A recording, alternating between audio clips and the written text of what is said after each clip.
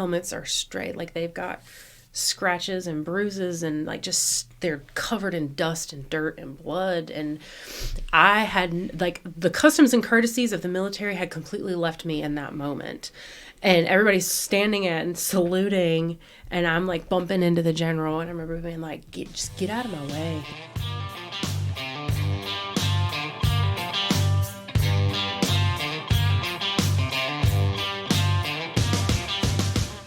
Hi, everybody. Welcome back to Tracer Burnout. I'm Dan. And I'm Roger. And today, just a little bit of administrative stuff before we get started on our next awesome guest. All business. So, we had some reviews that we wanted to read from the Apple Podcast. So, I will start. Okay. Let's hear it. This is from the legendary KR. Must be legendary. Diamond in the rough, 5 stars. I was searching for up-and-coming podcasters that were doing something unique. After a bunch of searching, I came across Tracer Burnout. The name made them stand out due to it being unique. Military folks would see it and knew what it meant right away, without it being overly obvious. I listened to a few episodes and I wasn't sure if I'd go back to it because that's just what I do. Surprisingly, I got the alerts of new episodes and I always found myself going to check them out because it's always something new. I mean, it's the same 2 vets that start the episodes, but the stories being told are 100% unique to the interviewee's experience. It's never the same old thing. And yes, it does say same ol, as in... O-L? Well... Is it apostrophe O-L? It's O-L-E, but... Oh, very nice. They are legendary. It's never the same old thing week after week. If you're looking something new and refreshing, these are your guys. The hosts obviously have chemistry on their own, but the way they interact with their guests really brings out the details that other vets can relate to. This has become a weekly show that I look forward to, and I hope that it becomes that for you as well. Then we have chemistry. I mean, I don't quite know how to take that. I mean, there's a couple different directions that can go, but I mean, I would hope that after decades and decades of knowing each other, that we would have some sort of chemistry. Fair enough. But thank you, the legendary KR. Those are very kind words. We catch ourselves sometimes because we don't really like the term interview or chemistry. Yes, because this is more of a discussion. It's a discussion. But we totally understand because it does kind of seem that way sometimes. But thank you very much, the legendary KR, and anybody else that might feel the same way. Much appreciated. I'm going to read the next one, and I've not read this ahead, so we can all discover this together. All right. This is from Jay Beeman, a service member's take. Is he legendary? Well, we'll have to wait and see. Oh. Spoiler alert, Dan. Oh. A service member's take on Tracer Burnout. As a fellow service member still in uniform, I can't say enough good things about Tracer Burnout. Sure, the episodes run a bit long. Fact check, true. But that extra time lets the hosts and guests dive deep into their experiences, really unpacking what life in service is like and preserving those stories for future generations. It's also a great way for the veterans to reconnect with old friends and ensures we continue to feel heard and appreciated for our sacrifices. If you're looking for an honest, heartfelt space to learn and share, Tracer Burnout is it. Oh, and 5 stars. Or is that 6? My eyes aren't that good anymore. I think you can only do 5. Okay, 5 it is. You know what? No, we'll take 6. We'll take 6 out of 5 possible 5 stars. 6 out of 5 for our modest hosts yes. who have chemistry. Who have chemistry. So thank you very, very much to the both of you who left us the reviews. If you want to support the show, you can also rate and review, among other things. But the ratings and the reviews help the show get seen by more people. And something interesting I found out about the ratings and reviews, apparently it is geographically located. So just because you can see a review in the United States doesn't mean that you'll be seeing the same reviews in Azerbaijan. But you mean nationally as opposed to, it's not locale? No. Okay. Nationally. Okay. Nationally. Understood. Yes. Okay. So that's Interesting. That is interesting. Well, we need to bolster our listenership in Tajikistan. You know who you are. Do they? Both listeners. Okay. Both listeners are upset. Well, Okay. our guest should be arriving shortly, but we did want to finish with Yes. this. The day we are filming this is also the day that we have just a few hours ago released Yes. Josh Martin's return to the show on the Quick Hit series. Episode so 0004. if you're watching the video, then you need to go over there and check it out because Josh is awesome.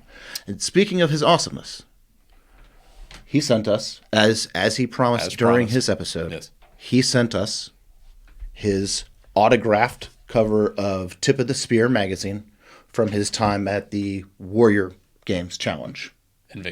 From Warrior Yeah, Games. Yes, from Warrior yes, Games. Yes. And then, and of course, we will get this framed and put up in the studio.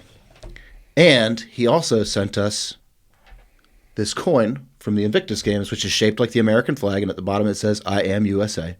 And on the back it says, "Invictus Games, Vancouver, Whistler, 2025." That's awesome. It is pretty sweet, but feel that. Thank you. That is deceptively hefty. It is solid. I mean, Given this could be a weapon. given the fact that his medals were massive and heavy, Yes. I should not be surprised that this coin is also quite hefty, but it is. Josh, Depleted uranium. Yes. Josh, thank you very much. We appreciate it. We will get these displayed in studio. We actually have somebody working right now on a Friend of the show. coin rack. Friend of the show. And future guests, so we Yes. don't want to spoil it. Also true. But we have him working on something for the studio for us to display a lot of this great stuff that people have been giving us and Yes. sending us. So that will be displayed.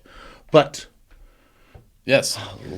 on with the show. Right on. So without further ado, we introduce to you Air Force veteran Mrs. Jessica Guidone.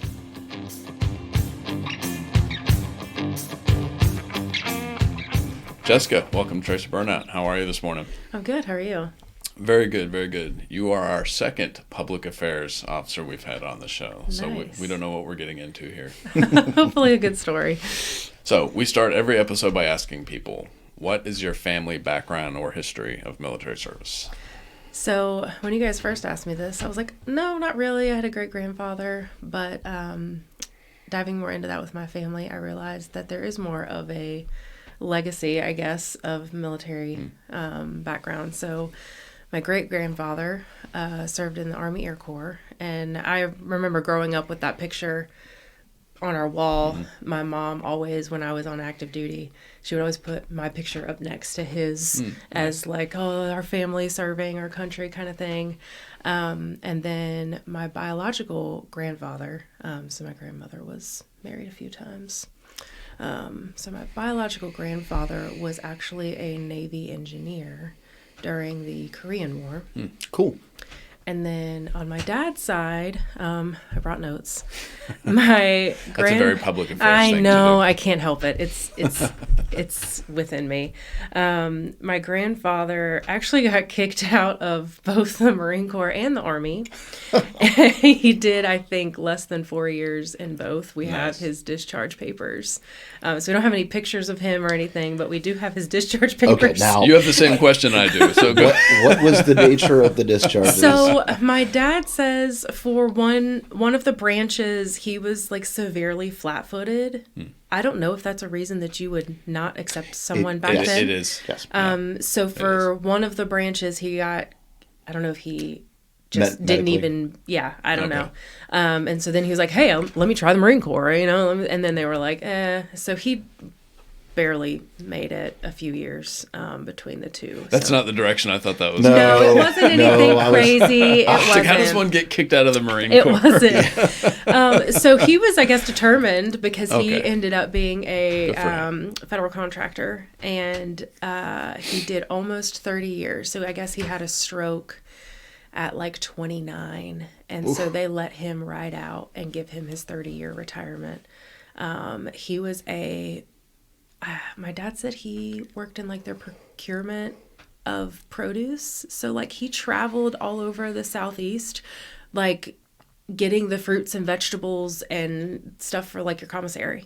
And so my dad has memories of like trucks being filled of oranges from Florida. And they lived in Florida. That's where I was born. So some of that in Florida at the Orlando Naval Base there. And then some in Alabama.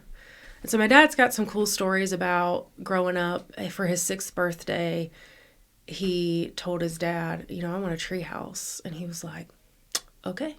And the next day, there were like 6 or 7 Army guys in their backyard building my dad a tree house. That's awesome. So my dad has very fond memories of growing up. They taught him how to play baseball. So my dad was a young kid throwing the baseball with these young 20-year-old soldiers, who worked with my grandfather.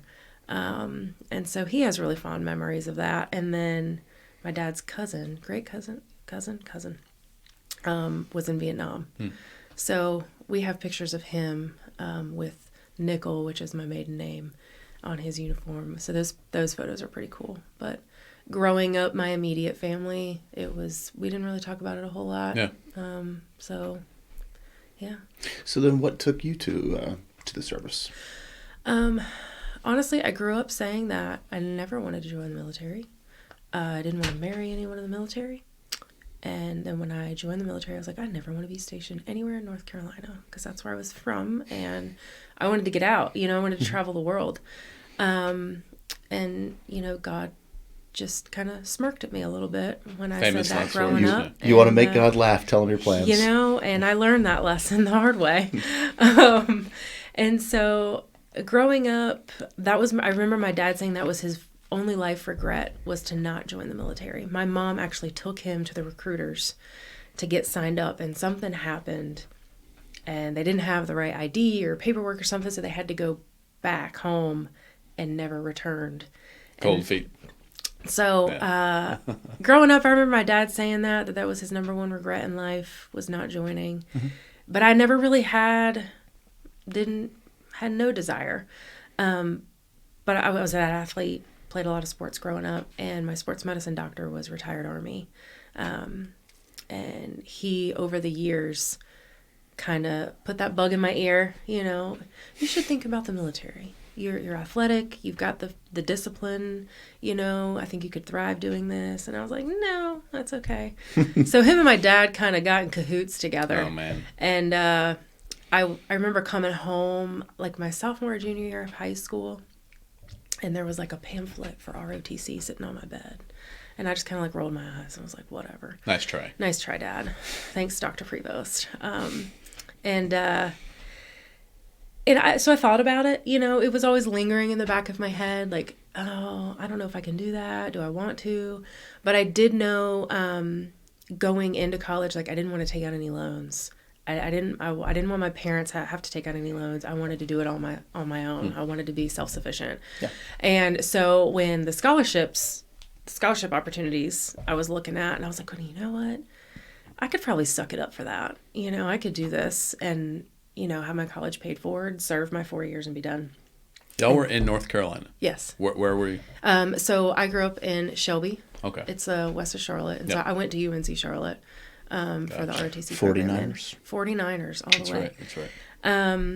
And so the deal for one of the scholarships was you got a 1-year trial period. So they would pay for your college your freshman year, but if you didn't like it, you didn't owe anything back.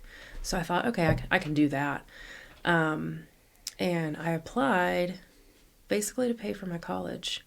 And I showed up, I did my interview at UNC Charlotte, and the commander there took all the notes, this and that and the other. And we had driven home, and we had literally just pulled in the parking lot of our house. And I remember all these thoughts going through my head, like, I don't know if I did well. Am I making the right choice? Do I really want to do this? And when I got a phone call saying, hey, the commander is allowed to give basically like a commander's scholarship directly from that college. And he wanted to offer that to me, but I only had 24 hours to make that decision. Because it was either I accept the scholarship and go to UNC Charlotte, or he sends all his notes to big ROTC headquarters, and I'm up against however many thousands of other applicants. You're in the general. I'm in the general population. And so I was like, well, UNC Charlotte was on my list of places to go, you know. And so I took it, but I had to make a decision, like, I had a day. So UNC Charlotte has multiple ROTC programs. At a minimum, Army and Air Force. They may have more. I'm not sure about that. So this would have been the Air Force. This was the Air Force. So how did you end up in front of the Air Force colonel instead of the Army? So the sports medicine doctor, he kind of was like, you should try Air Force. I don't know what his reasons were. And then I had a buddy, my dad was kind of a mentor for him, and he went to the Citadel. And when he found out that I was looking into this, he was like, she cannot go there. Do not. Because I was looking at playing soccer at the Citadel. I was going to apply, and I had other thoughts of that too. And so I think as a collective whole, the people that my dad knew who had served were like, tell her to join the Air Force. Air Force. Yeah, tell her to join the Air Force. And so that's kind of how it happened. I don't think there was a specific reason.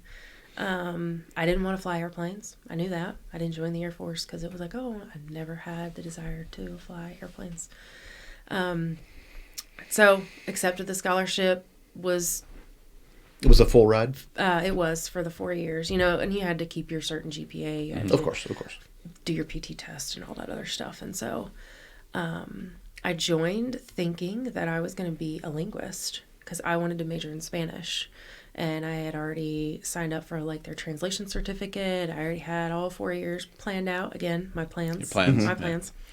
And so I got a non-technical scholarship. So I was allowed to major. I had a bigger scope of what I could major in, which was cool. So I had a little more freedom as to what I wanted to study. But going in, that's what I originally wanted to do. And I joined, and it was completely different than what I thought it was going to be. Yeah. So you said that you didn't have like a calling or just an overwhelming desire to serve. How was it adjusting? Because obviously you played sports. Yeah. You were obviously in good physical shape. Yeah. But how was it adjusting to ROTC? I was fine. The studying part of it, the classes, the learning, the PT part, I had no issues with. I played soccer on the club team in college, so I was working out more than what the cadets were doing for PT. So that part didn't bother me at all. It was the marching and the uniforms. I was a hot mess. I was a hot mess, and so like academically, the physical part of it, the academic part of it, but the standing in formation and marching and wearing my uniform correctly, being in regs, the drill and ceremony, I just, that was hard for me. Why? I don't know. I don't know if it was just because something it was new. I liked being good at what I did, so if it bothered me a lot that like I didn't get it right off the bat. I had to practice, and I had buddies. Thank goodness.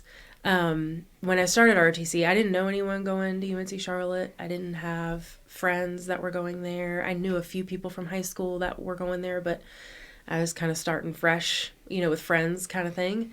And there were twins, and they're still serving on active duty. And another guy who grew up, their dads were in the military. They have grown up in that culture and that community their entire lives. So they already knew how to wear their uniforms. They already knew how to shine their shoes. They already knew how to march. Like, they knew all that stuff. Yeah.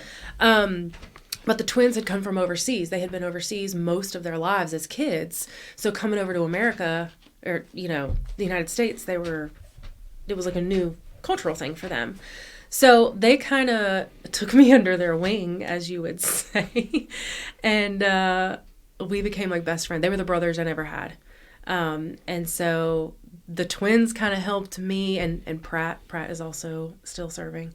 We had like this group, and still to this day, looked after each other. We looked after each other no matter what. So they taught me how to wear my uniform if I needed help drilling, if I missed a class. we would be outside the detachment building, and they'd be, help me learn Marching how to up and down the square? Marching, yeah. And even like at our dorm building, I'd be like, oh God, I gotta do this, and then we were prepping for field training. I had missed some classes because of playing soccer, and so I had to make up some of that too. And so they always had my back, trying to catch me up to speed. Which happened first?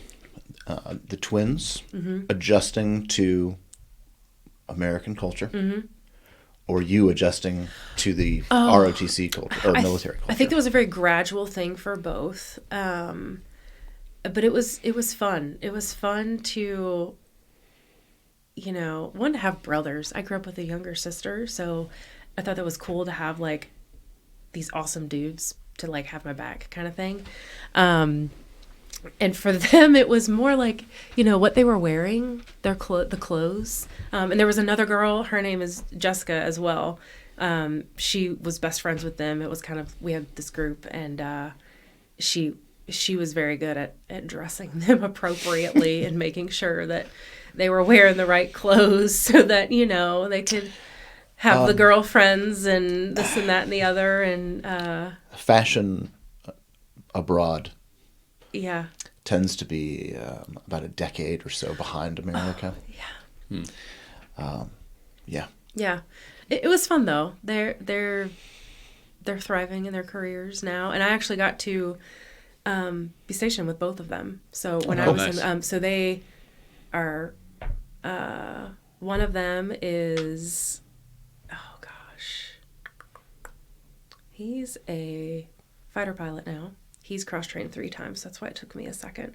But he did belong to the bomber community. And so when I was in South Dakota, he was stationed there at the same time. So Julian was with me in South Dakota when I was there for the B-1s. And then the other brother was a B-52. And he was a B-52 Wizzo. So when I was in Guam, they did their 6-month rotations. So he was there for a little while, and I got to see him. So we've kind of crossed paths along our career, which was really cool.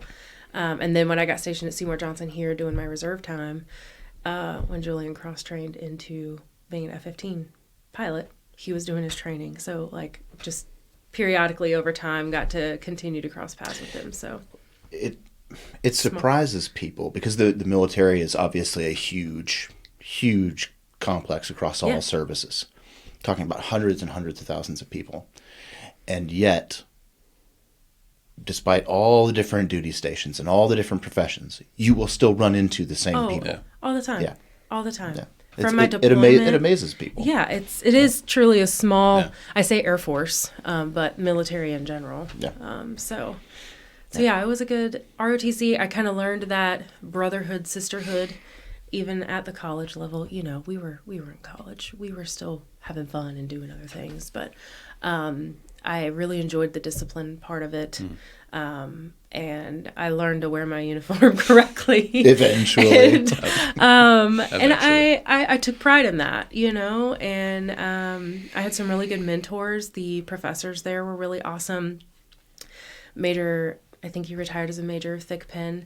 He was like, hey, you're not going to be a linguist as a lieutenant. Like, that's not how that happens. So let's sit down and talk about what you want to do in the Air Force. Actual career progression. Yeah. And so he sat me down, I think it was the end of my freshman or the beginning of my sophomore year, because I was still taking all the generic classes, the prereqs for everything. And I truly wanted to study something that I could use in the Air Force. A lot of the guys who wanted to be pilots were studying, like, criminal justice. Or psychology. They had all the easy majors because they wanted to make good grades, because you had to make good grades to maintain your scholarship or even be in the running to be a pilot. But it's hard to do from ROTC. Yeah, and that's a whole other story. It was. Yeah. So when I realized that I couldn't be a linguist, because at that point I was trying to figure out what other language I wanted to minor in, and he was like, "Let's chat about that."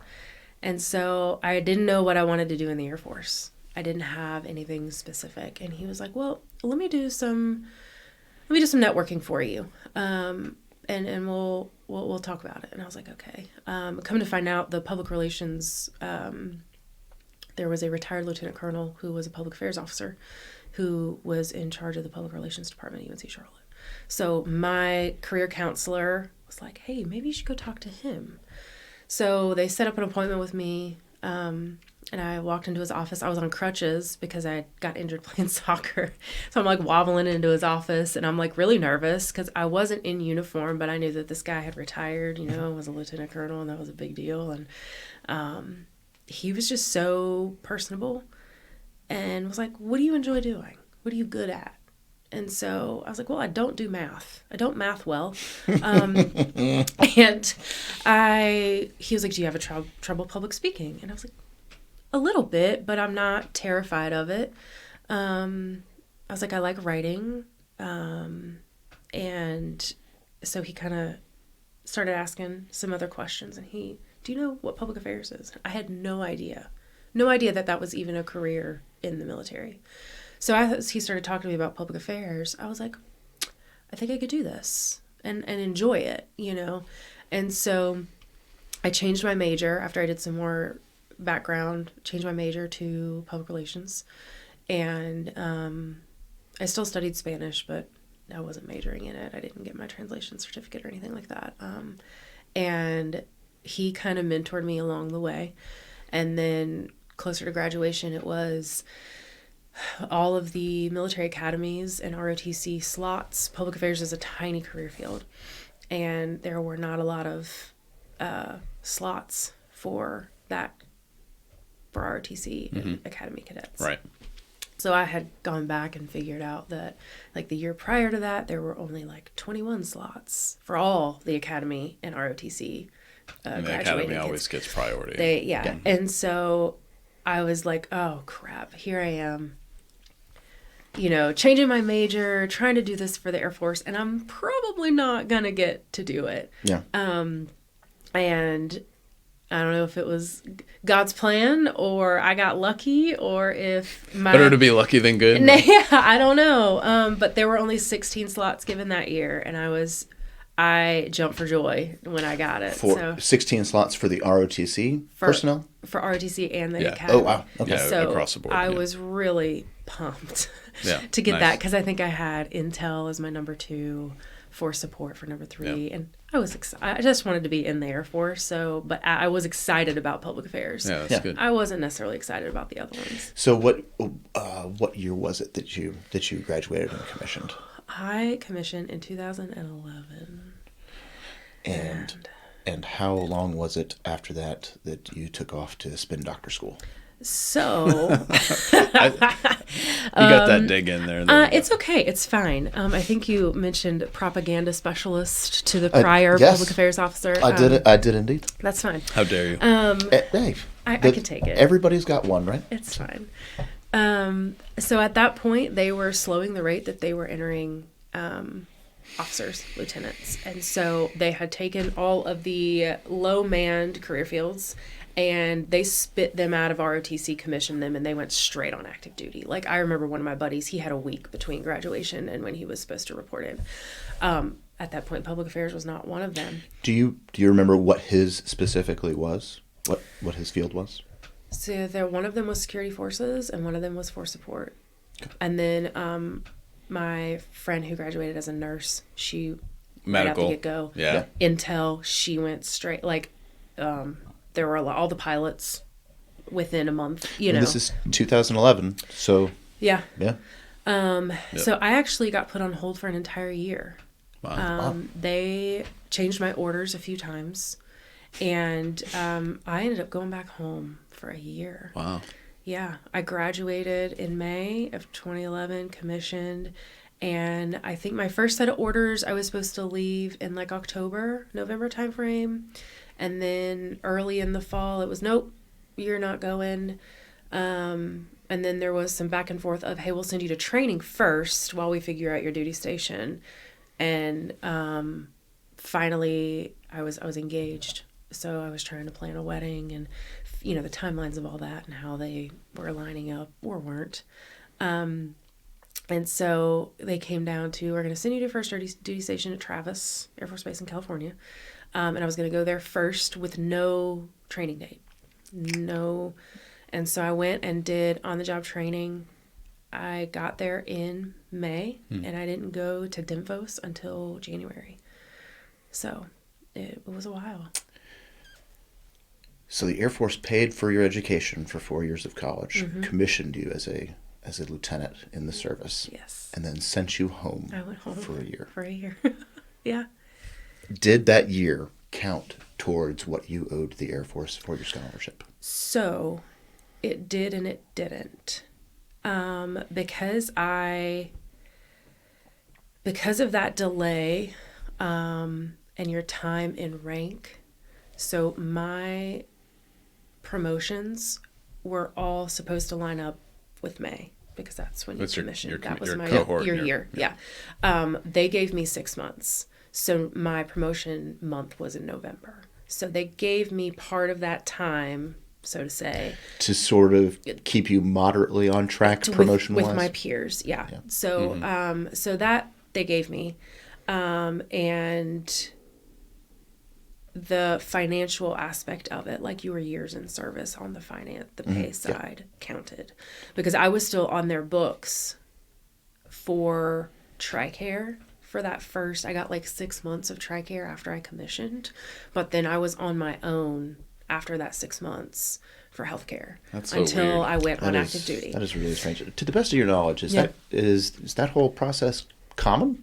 I'm the only person that I know of. I'm sure it happened, but I was the only person that I know of that went on hold, so to say, for an entire year. I had friends that were at other colleges or people that I've been to training with who waited 4 months, maybe 6 months, but not an entire year. Yeah, but I mean, on the enlisted side, there's the delayed entry program, but that's you basically signing the contract and then waiting X amount of time before going to basic training. But not something where you finish your training and then sit around and wait. Yeah. I've never heard of that before. Yeah, it was an interesting time because I was ready to go. I didn't have a place to stay. I was going to go back home and live with my parents, which was fine. It was fine at that point, but finding an apartment, living on my own, you didn't get that pay. I didn't have a job lined up. So for that year, because I went back to my hometown, everybody knew that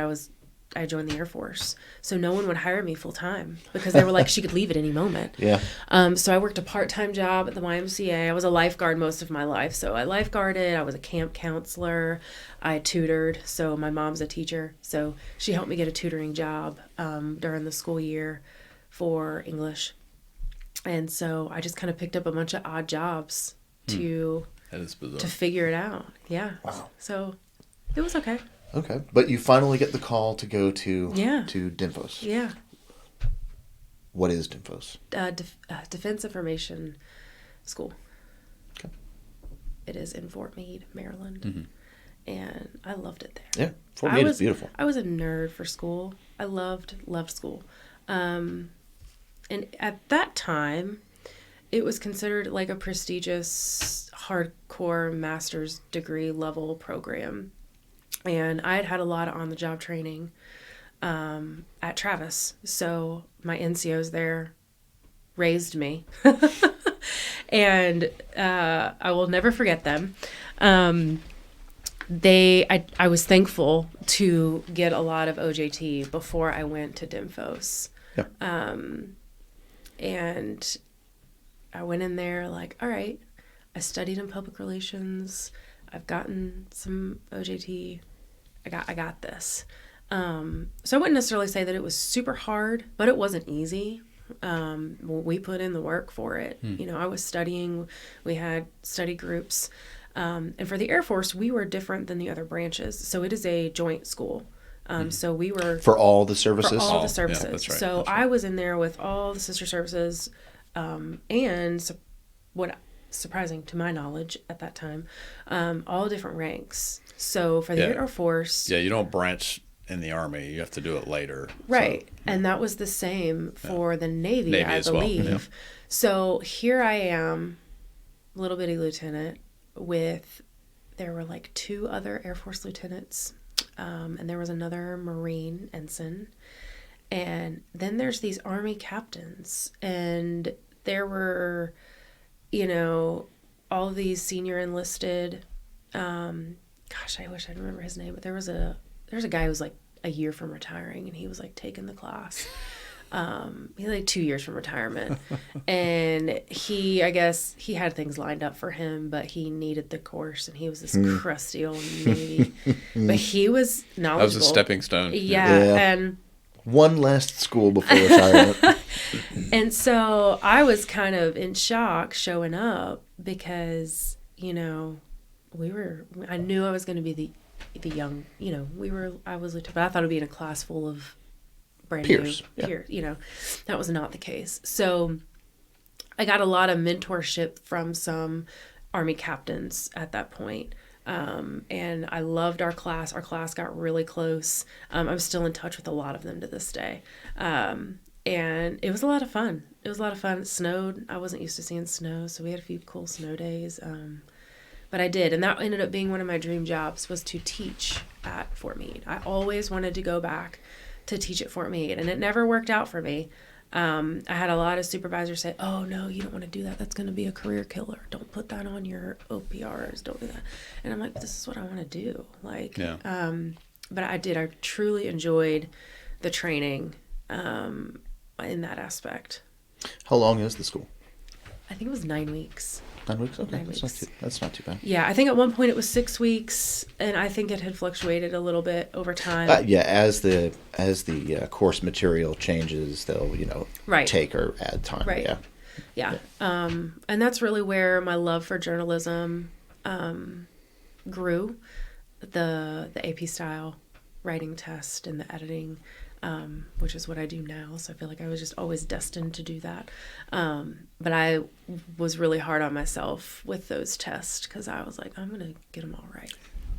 Because the professors would try to sneak a few things in there to see who would catch them and who wouldn't. And so it was challenging, but it wasn't like super duper hard. Yeah. And then I went back to Travis, and I was only there for 2 years. So you returned to the same unit you'd been at. Okay. Yep. Okay. Yeah. Gotcha. And so California was a whole new beast for me. I grew up small town, North Carolina. So moving to California was a big deal. But it was Northern California. It's beautiful up there. I'd never been to California, so I loved that I got to travel. And see the redwoods in Sacramento and San Francisco and, all the cool things. So there's a lot of really cool travel opportunities when I was there. Professionally, that was a big base. It still is. It's a air mobility base. And so there's a lot going on there. And in public affairs, there's 3 different departments. So there's your internal information, your community engagement or community relations, the name of that has changed, and then you have your media relations. And so typically as a lieutenant, they want you to get experience being in charge of all 3. So that as a first lieutenant or a captain, typically you're the chief of public affairs at that point. So you have your lieutenant years to get all the knowledge that you possibly can, because then you're going to be running a shop on your own within the first few years of active duty. Yeah. So that was really overwhelming for me, but I was thankful that the base that I was at, that I got to actually do all 3. And my first job was being in charge of the newspaper. So I ran the base newspaper. It was a weekly newspaper. As a young lieutenant, you were in charge of the Post newspaper. I ran the base newspaper. Is that common? I would think that they would give something like that to somebody somewhat more senior. Nope. Thank goodness for our NCOs. Amen. And thank God for them. So, and it's really cool now because you don't have newspapers now. Everything is digital. Everything's on that, and I've kept a lot of them. And so not only was I in charge of I wouldn't say, so we partnered with a local newspaper who helped us actually publish it.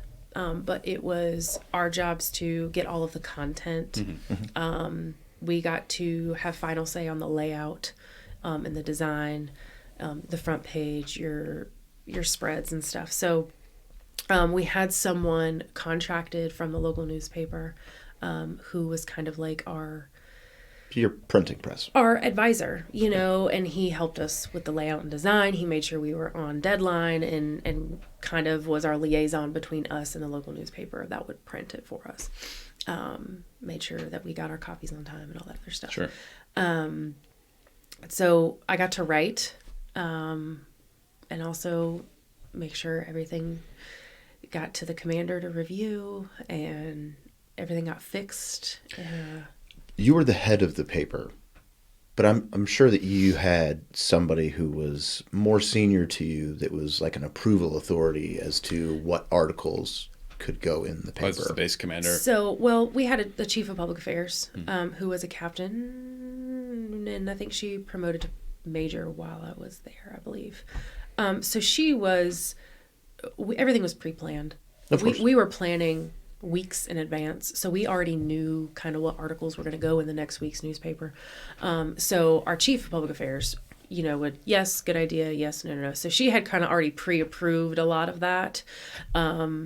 So it would go to her. The finals would go to her.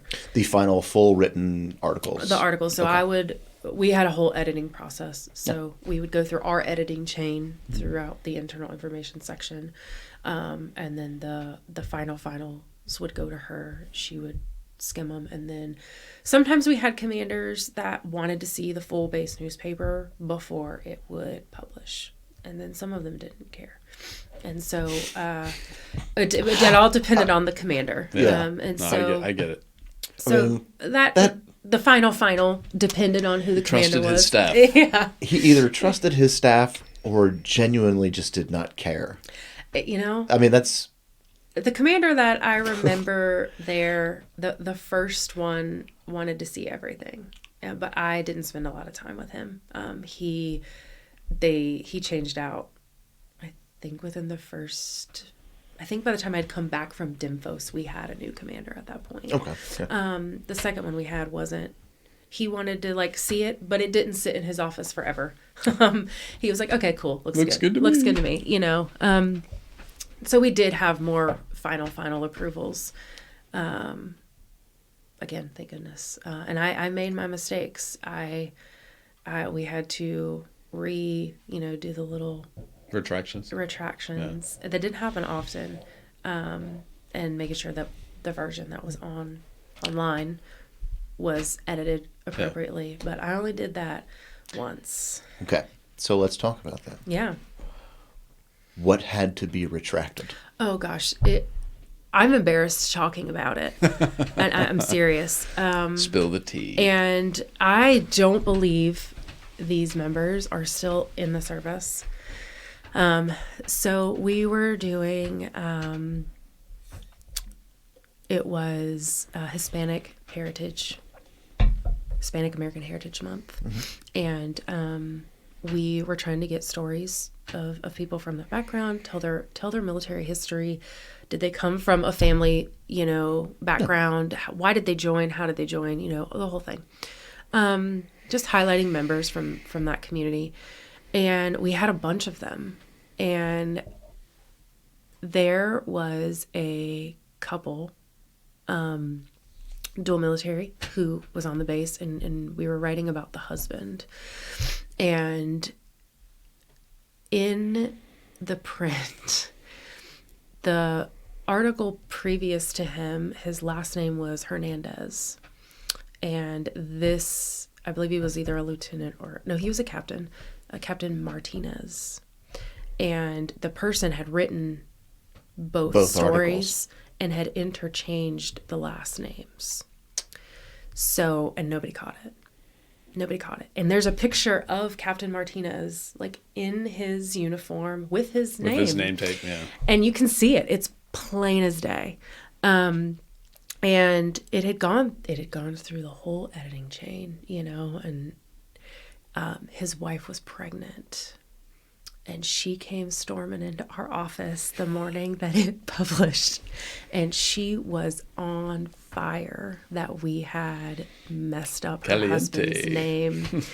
And I remember being like, there's no way there's no way that this happened. And I'm looking through it and I was like, sure enough, we screwed up, guys. And she was irate. She was mad. And I was like, oh, heck. So, we apologized. We were like, I was like, this is absolutely our fault. Absolutely our fault. We will fix it in the digital version. And then I guess the husband found out. And so he came into our office later that afternoon and was like, hey, it's okay. Yeah. Like, I appreciate you guys. Like, and I'm like, we are so sorry. We had already fixed it online. And I just remember being so embarrassed that we had made that kind of a mistake. And so I printed, that's actually I tried to keep a lot of my newspapers that either I had written in or whatever for memorabilia's sake. Yeah. And I have it in a little folder, and it's like your first screw up. Yep. You're gonna have to give us a picture of that. Yeah, and it's in a scrapbook. Good old Captain and Martinez. I learned, that people's names matter, and so I that was the first and only. I mean, I made other mistakes, after that, but you better believe that I spelled everybody's names and made sure everybody's names were correct from that point on. You never made another name mistake? Nope. That's good. At least not to my knowledge. Fair enough. Nobody's wife came storming in. And, nope. No, and she came back too. She's like, look, I know, probably, bit of an overreaction. But, and I'm like, no, I probably would have been pissed off too, Yeah. And they ended up being in our office often just to say hi, and I ended up being friends with them later down the road, and we had the same circle of friends, and it ended up being fine. But my experience has taught me that if you're humble in your mistakes, you'll bounce back from them a lot better, and you'll make friends along the way. Well, that's thankfully that's what happened. Responsibility and accountability. Yeah. And I was like, oh crap, So, but I took a lot of pride in the newspaper, and I think it's really cool that I've had that experience looking back on it now that, we don't have them anymore. Yeah. Print journalism isn't really around so much anymore. Yeah. So it's been dying for a long time, but it's in the death knell now. That was a lot of fun. So that was my first job at Travis. And then I moved on to do media relations, and I dabbled in community engagement. So I kind of just popped in when they needed me. So you said you were at Travis for 2 years after Dinfos. Mm-hmm. How long did you do the paper before you moved on to media relations? So I actually did the paper before I even went to Dinfos. Oh, okay. But I didn't have that editor name either. Like, we can't give you this title until you go to Dinfos. Yeah, fair. So I did that from the very beginning, starting in May, even until I went to Dinfos in January. And I think I dabbled in it for like a month after I came back. But they were like, hey, you've been to Dinfos, you've done the internal information, now you need to move on. So then I went in to do media relations. And that was an interesting time. And my NCO, the three NCOs that I had were, we didn't have a superintendent. So superintendents were hard to come by in public affairs. So we had a superintendent for the last few months of my time at Travis. So we had a lot of staff sergeants and a tech sergeant who acted. They just kind of banded together. Filled the role. Filled the role. We made it happen. Do what you must. But they were all cross-trained. The Air Force was doing its thing, and it was, hey, you can either get out or you can cross-train into these career fields. And so these three guys, two of them were maintainers.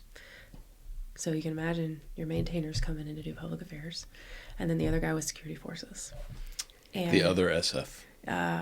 And they were so different in their personalities. Like the guy that came from security forces, you'd think, and he was a big dude. He was like a big old teddy bear. Like, he looked big and scary. That's usually how that works. He wasn't. He's still in. He commissioned to be a public affairs officer, so he's still doing his thing now. Cool. The other one was like your your typical crusty, tattooed, smoking your cigarettes maintainer. Your maintainers are very practical people. Just, straight shooter. And I learned the most from him. The other one was maintainer, but he was going back to study theology, and he wanted to be a chaplain. Very cool. So I think them coming from their backgrounds in being a maintainer and security forces and then translating that into public affairs, they were teaching me the ropes of the Air Force and how the real Air Force, and then I was kind of teaching them to be nice and, to put a smile on their face when you answer the phone. Your face has subtitles. You have to learn to be approachable in public affairs when people are talking to you, because that's what we do. So there was a mutual teaching there, I think. And so when I went over to media relations, I got to be mentored by Sergeant Harrower, who's retired now, just recently. But he taught me a lot. He was very knowledgeable. And even though he wasn't necessarily the most approachable, he knew his stuff. And with media, you have to be able to set boundaries with media, or else they'll walk all over you. Oh, yeah. So he taught me that, because I was this very bubbly, naive public affairs officer, and I just wanted to talk to change everyone the world and tell everyone's story, and it's just going to be great. And he was like, yeah, this is how the world really works. Yeah. And don't talk to that guy. And he was a great guy. They were all great. We had a really great office. And then we had a tech sergeant who was in charge of our videography. So public affairs has changed a lot over the years. They used to teach graphic design, and you were either a journalist or a photographer. Now they've blended it. So when you go to tech school now, you are both a videographer, photographer, and a journalist. They do all three now. Yeah. Our tech sergeant, he was like our unicorn. He actually had gone to graphic design school when the Air Force was teaching it, and was this phenomenal videographer. And so he was very quiet and reserved. And I remember, if I didn't know what was going on or I needed help, I would go to Sergeant Air and be like, hey, because he was the quiet one of wisdom, that you would go to if you really needed something. And he didn't really talk a whole lot, but when he spoke with authority and presence. Yeah, and he was just, he was the quiet, more on the quiet side, but super, super talented. And he won a lot of awards for his videography and design and stuff. And so I was thankful to have those NCOs kind of teach me the ropes, sure. Before and after DIMFOS. We had an air show at Travis where an airplane crashed. And so I was I'm pretty sure I know which one you're talking about. Yeah. And I was actually coming off my shift, and you practice for that. You practice for it. There's a comp plan for it. You're ready to a certain extent. And I was high-fiving with the other lieutenant coming off my shift, and it was like, oh. And so, we're getting ready for a big press conference. You're in Northern California. All the big news agencies are out there covering the air show. And if they're not there, they were coming because they wanted to cover the airplane crash. So we're doing all of our crisis communication.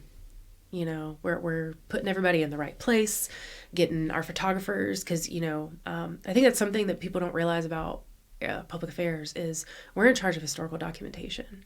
So you have young airmen out there documenting dead bodies and injuries, and if there is a domestic violence dispute on base that security forces needs documentation for.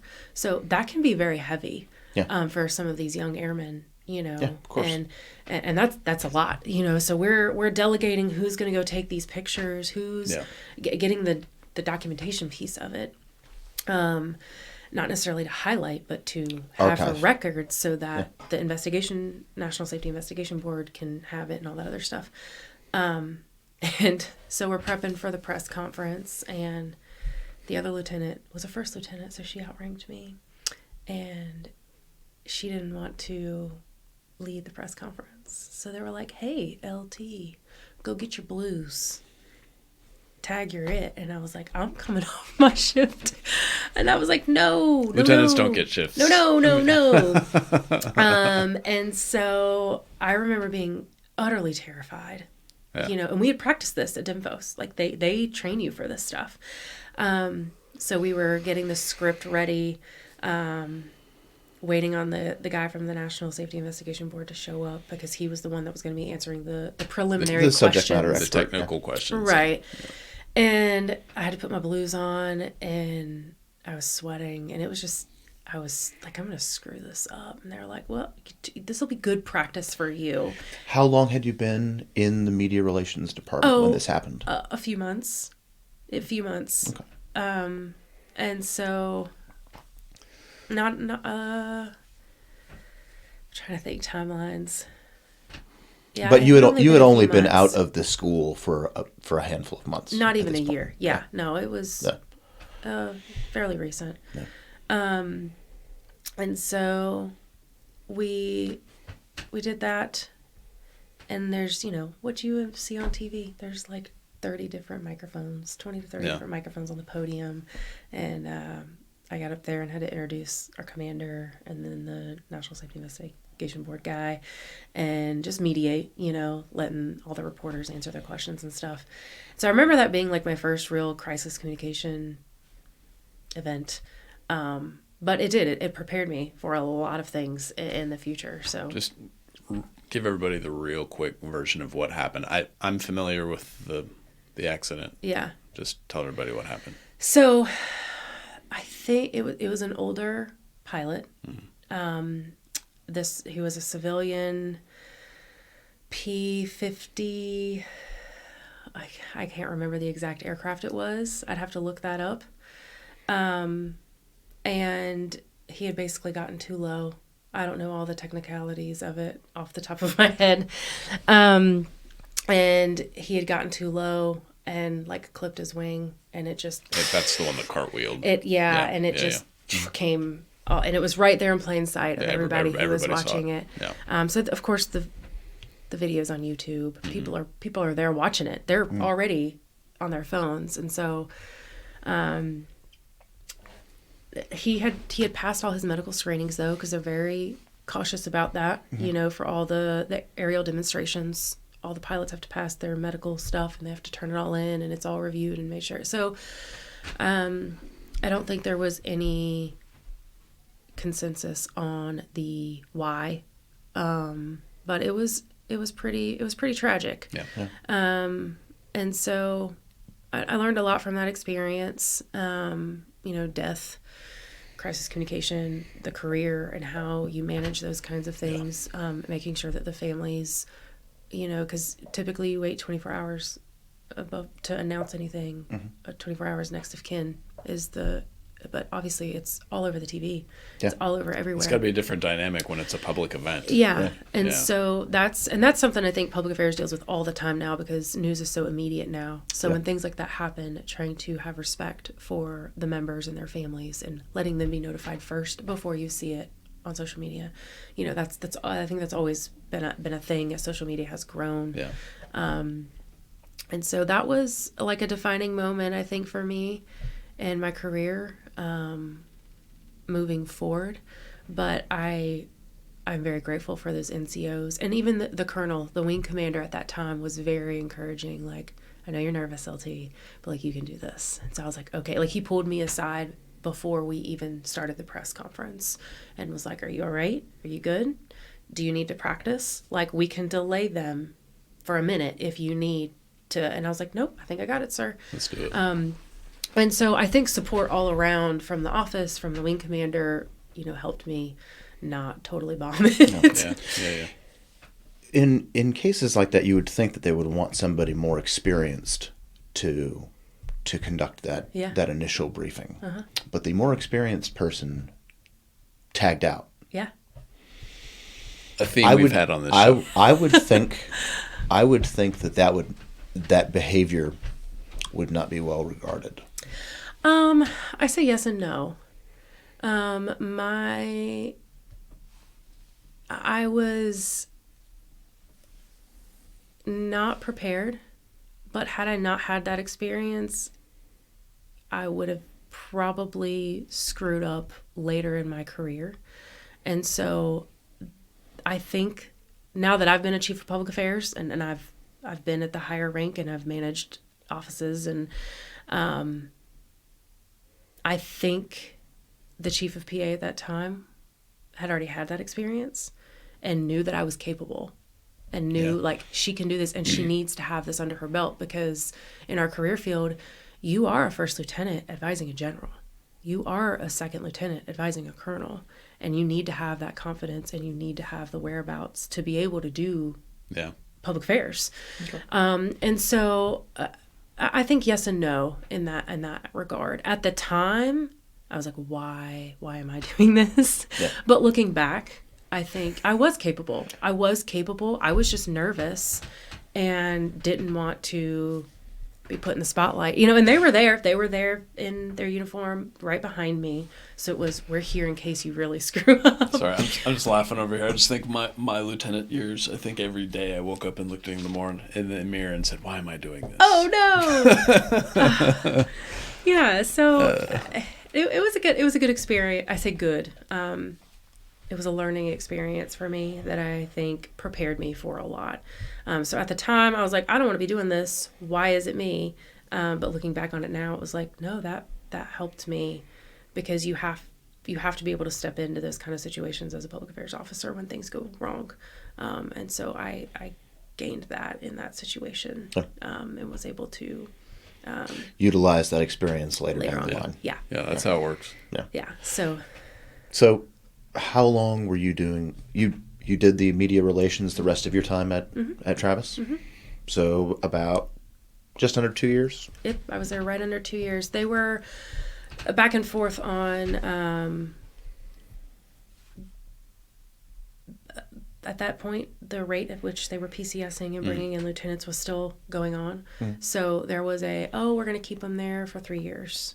No, we're going to do 2 years. So at my 2 year time frame, it was, you might PCS. I was told that I was going to be there for 3 years. So I was kind of like, are we leaving or are we not?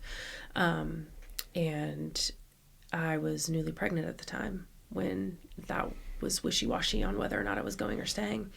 And so I got a phone call from our assignments officer, and he was like, hey, how are things going? I just want you to know that your name is on the list for PCS. We know you've only been at Travis for 2 years, but you've got some good experience there. And I was like, okay, I'm pregnant, so wherever you're going to send me, just make sure I can go there and be pregnant. And he said, I'm going to have to call you back. And I was like, oh, where are they sending me? So I got on our portal and went back, because they had all the list of the openings, and I'm looking through the list and I'm like, oh, okay. There were a lot of Oconus Thule, Greenland bases. So he calls me back the next day and says, hey, I don't know if you figured it out yet, but we are going to send you to Guam, and I have confirmed that there is a naval hospital at the end of the island that is new, and so as long as you don't have any complications with your pregnancy, we are going to need all your medical paperwork so that we can clear you medically to PCS there. But you should be good to go, And I was like, where is Guam? Where is Guam? Dan, they were also pending the results of a major investigation to see whether the island would tip over. Yeah. On that note, we're going to take a quick break. Let's take a quick break. Yeah.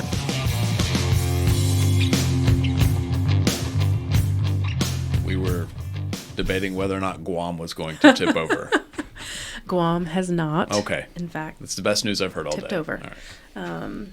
Yeah, so the next 3 years of my life were at Anderson Air Force Base in Guam, and they medically cleared me to go. I was about 24 weeks pregnant, flying, I think. That's like right on the border. It's like a 30-something hour flight to get there, especially from the East Coast. It can vary between 20-something hours and like up to 32, depending on whether you're flying out of Hawaii or Japan. And you're pregnant. That's not fun. I'm pregnant. And this is my first baby, so everything was new to me in that regard. So I show up, and I was a first lieutenant, and they were like, hey, you're going to be there. There's going to be a captain who's going to be the chief of PA. Like, okay, cool. About a month before our PCS, they were like, actually, that captain decided to separate and is getting out of the Air Force, and we don't have a replacement yet. So Tag, you're it. Tag, you're it. So in Guam, there is the Air Force Base Commander and then the Naval Base Commander, and they also hold the hat of the Naval Base Commander is the Joint Marianas Commander, and then the Air Force Commander is the deputy. So you advise them with dual hats, and so the Air Force Base is a 1-star general, and so I show up as a newly pregnant first lieutenant, 20-something-year-old who was supposed to advise a 1-star general. And You'll do fine. No pressure. You could say that I was fairly intimidated and nervous, and like, how in the world am I supposed to do this? And so I showed up. They gave me a lot of grace and understanding, knowing that, like, hey, there was supposed to be a captain here to run the shop. We know that you're doing your best, kind of thing. And so I just kind of hit the ground running at that point. And I was working 14, 16-hour days, pregnant. I was actually in labor with my daughter, early signs of labor, at the desk, wrapping things up, because my replacement had not shown up yet, or the captain had not shown up yet. So the first time that I met the chief of PA for the shop was in the hospital after I delivered my daughter. And so Shop talk. That was, I remember having like really light contractions at the office, and I'm typing up, I'd already started typing up a turnover. Yeah. Here's what's going on. And she had called me multiple times. She was on it. And I remember typing like the fastest between contractions. Yeah. And I'm like, I got to be able to send this because I'm pretty sure I'm going to be in the hospital soon. So sent that email, and she had already her flights booked, but you never know. It was my first pregnancy. I didn't know how long, and I'd heard horror stories of women being in labor for like days. So I was like, oh, I don't know how this is going to work. But I went into labor, had my daughter, and then Chief PA shows up at the hospital with a gift to meet me for the first time after I've given birth. And she was like, all right, I got your email. We've been in touch, take your maternity leave and we'll be in touch. I was like, all right, cool. And at that time, the regs were different than they are now. So you only got 6 weeks of maternity leave, I believe it was. And I was trying to take an additional 2 weeks on top of that and use my own leave to get an 8-week maternity leave. And I remember that being like, we're not sure, but they did. They granted me that extra 2 weeks. We flew home to North Carolina so that all the family members could meet my daughter. And it was great. Came back, and it was hard coming back from maternity leave. Yeah. And we had a good shop, but I didn't know the new chief of PA. And she was a hard-working, late night, we're going to get it done at no matter what expense. And that was really hard for me to adjust to as a new mom, because I wanted to go home to my baby, and also at that time, the regs for your PT test and TDYs and deployments were 6 months. So I stressed myself to the max trying to get back in shape. And at that time I had no idea, about like your abdomen, your diastasis recti, and how that can split and affect your core and your bladder. It's critically important. Yeah. So I was having a lot of complications postpartum with bladder issues, and they were like, well, we don't have the specialty doctors to treat you here, so if you really want to get this fixed, we're gonna have to either fly you to California or Hawaii, and you're going to have to go on convalescent leave. And it was this whole thing. They're like, but if you think you're going to have more kids, you might as well just deal with it and figure it out. Because I was playing soccer there was an adult women's league. Like an intramural type league? Or... and I was playing soccer, and I was like, this is an issue. Just for context, this is 2014? 14. Yeah. 2014, 2015. My daughter was born in October, so 2015. And so I was like, well, I would like to have more children, so I don't want to go through the surgery, but like I still need to figure this out. So there was some of that going on, and stressing myself out to try to get back in shape to pass the PT test, and breastfeeding and all the normal mom things. You don't have family there, and it's thousands of dollars to fly from the US to Guam. Like, no matter where you fly from, it is thousands of dollars per ticket. Are there Space A or MIL flights that you can get at least to get back to CONUS? There were, yeah. But they were few and far between. Yeah. And they have the priority rankings and this and that and the other. And flying Space A with a newborn baby, I was like, because you can sit around and wait for days for Space A, And so it was a hard transition. But I was like, I'm not going to let this impact my career. At that time, my daughter's biological dad was stay-at-home dad, so he was home with her, and I was grateful for that, because I was working really long hours. And the ops tempo there, if you guys are familiar with Guam, the gateway to the Pacific. I was a Paycom guy. So, it's hopping. The ops tempo there, you might not be deployed, but Guam itself, there's always something going on. So you have all your exercises, your Cope North, Valiant Shield, and they're all joint multi-service and multinational. Yeah. So we've got people coming in, coming out, doing training, and we're the PAs, so we're having to cover everything. Mm-hmm. And the naval base, they had their own PA team, so they would come, and it was a joint effort. And so, but the shop was, I would say, like mid-size for normal PA shops. But you were it was a high ops tempo, working long nights, and it just didn't stop. It did not stop. And so that wore on me a lot, and I think the rest of the office as well. But professionally, like, you won't get that kind of experience at any other base. So it was like the best but worst time of my career, because I look back and I think, like, mentally and physically I was exhausted. Mm-hmm. I was trying to figure out how to be a new mom and also provide for my family and also be decent at my job, and also take care of the people in my office. Yeah, that's a lot of things going on. It was a lot of things as a new, I think I was like 24, 25 years old. That's a lot.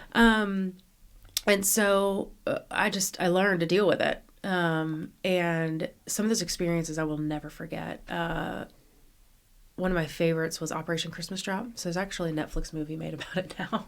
Not Dumbo Drop. That's a different movie. No. And that was more of a humanitarian training exercise. But, I got to sit in the back of a bunch of C-130s and got to do a lot of low altitude training. And it was really, really cool experiences that I would never have gotten anywhere else. They put the ramp down? Yeah. Yes. I got pictures of my feet. They were like, you can go further, because they've got you strapped in. You got the monkey harness on. And so all the PAs were like, send me. And I'm like, but you have to escort the media. You have to escort your VIPs and do all that stuff. So dangle them out the back of the aircraft. Yeah. I have pictures of my feet hanging out, but like I wouldn't go too far. And boom, boom, boom. I was like, so some phenomenal experiences there in Guam, as far as the work part of it. Getting to work with, the Japanese, the Korean, the New Zealand.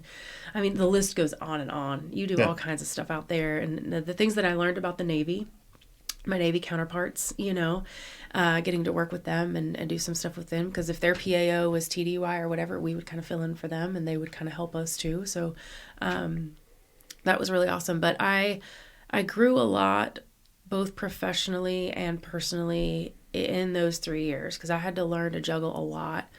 at I think a young age, and that's a lot of pressure. And of course, like there's a 1-star who's looking at this tiny little new mom, 20-something-year-old lieutenant, and I'm supposed to advise him and say, hey, sir, we think that here are your options, because you don't ever get to tell someone. You advise them on their COAs, you give them their options, they do their own risk assessment, and then they decide, hey, I want to do this. Yep. So we advise and counsel, and so how is a 20-something-year-old supposed to counsel a 1-star general?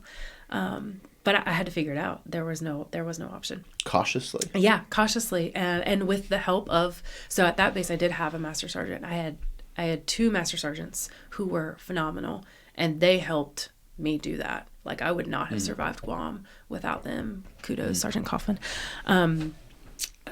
She came from combat camera.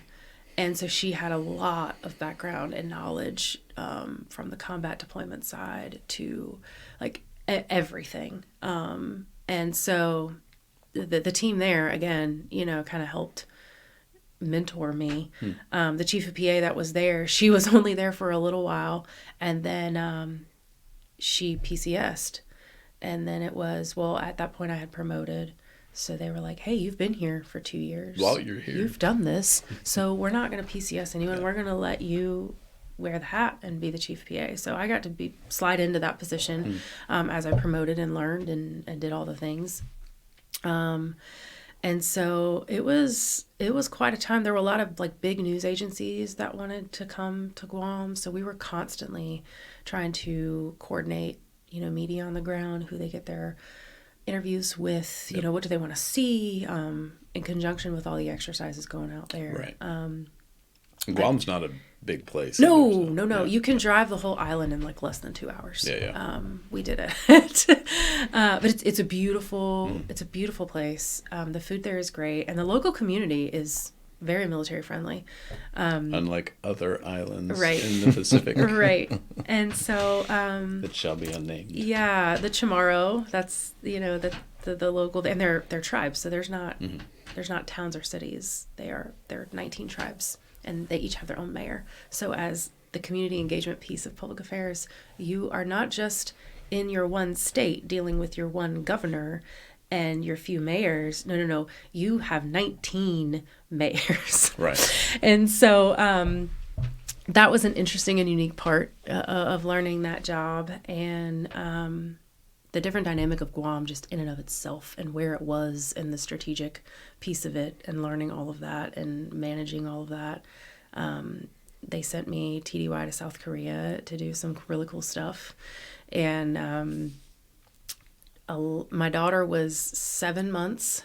So, the work-life balance, I had to stop breastfeeding her because I had to go to South Korea for a month. Because at that point, I had already hit that 6 months. At 6 months, they could still deploy you. Mm-hmm. The regs were still, the old. But it was an awesome TDY. Were you doing exercise support? Yeah, it was exercise. Which one? There's a few. UFG and Key Resolve. It was UFG. Yeah. Yeah. Okay.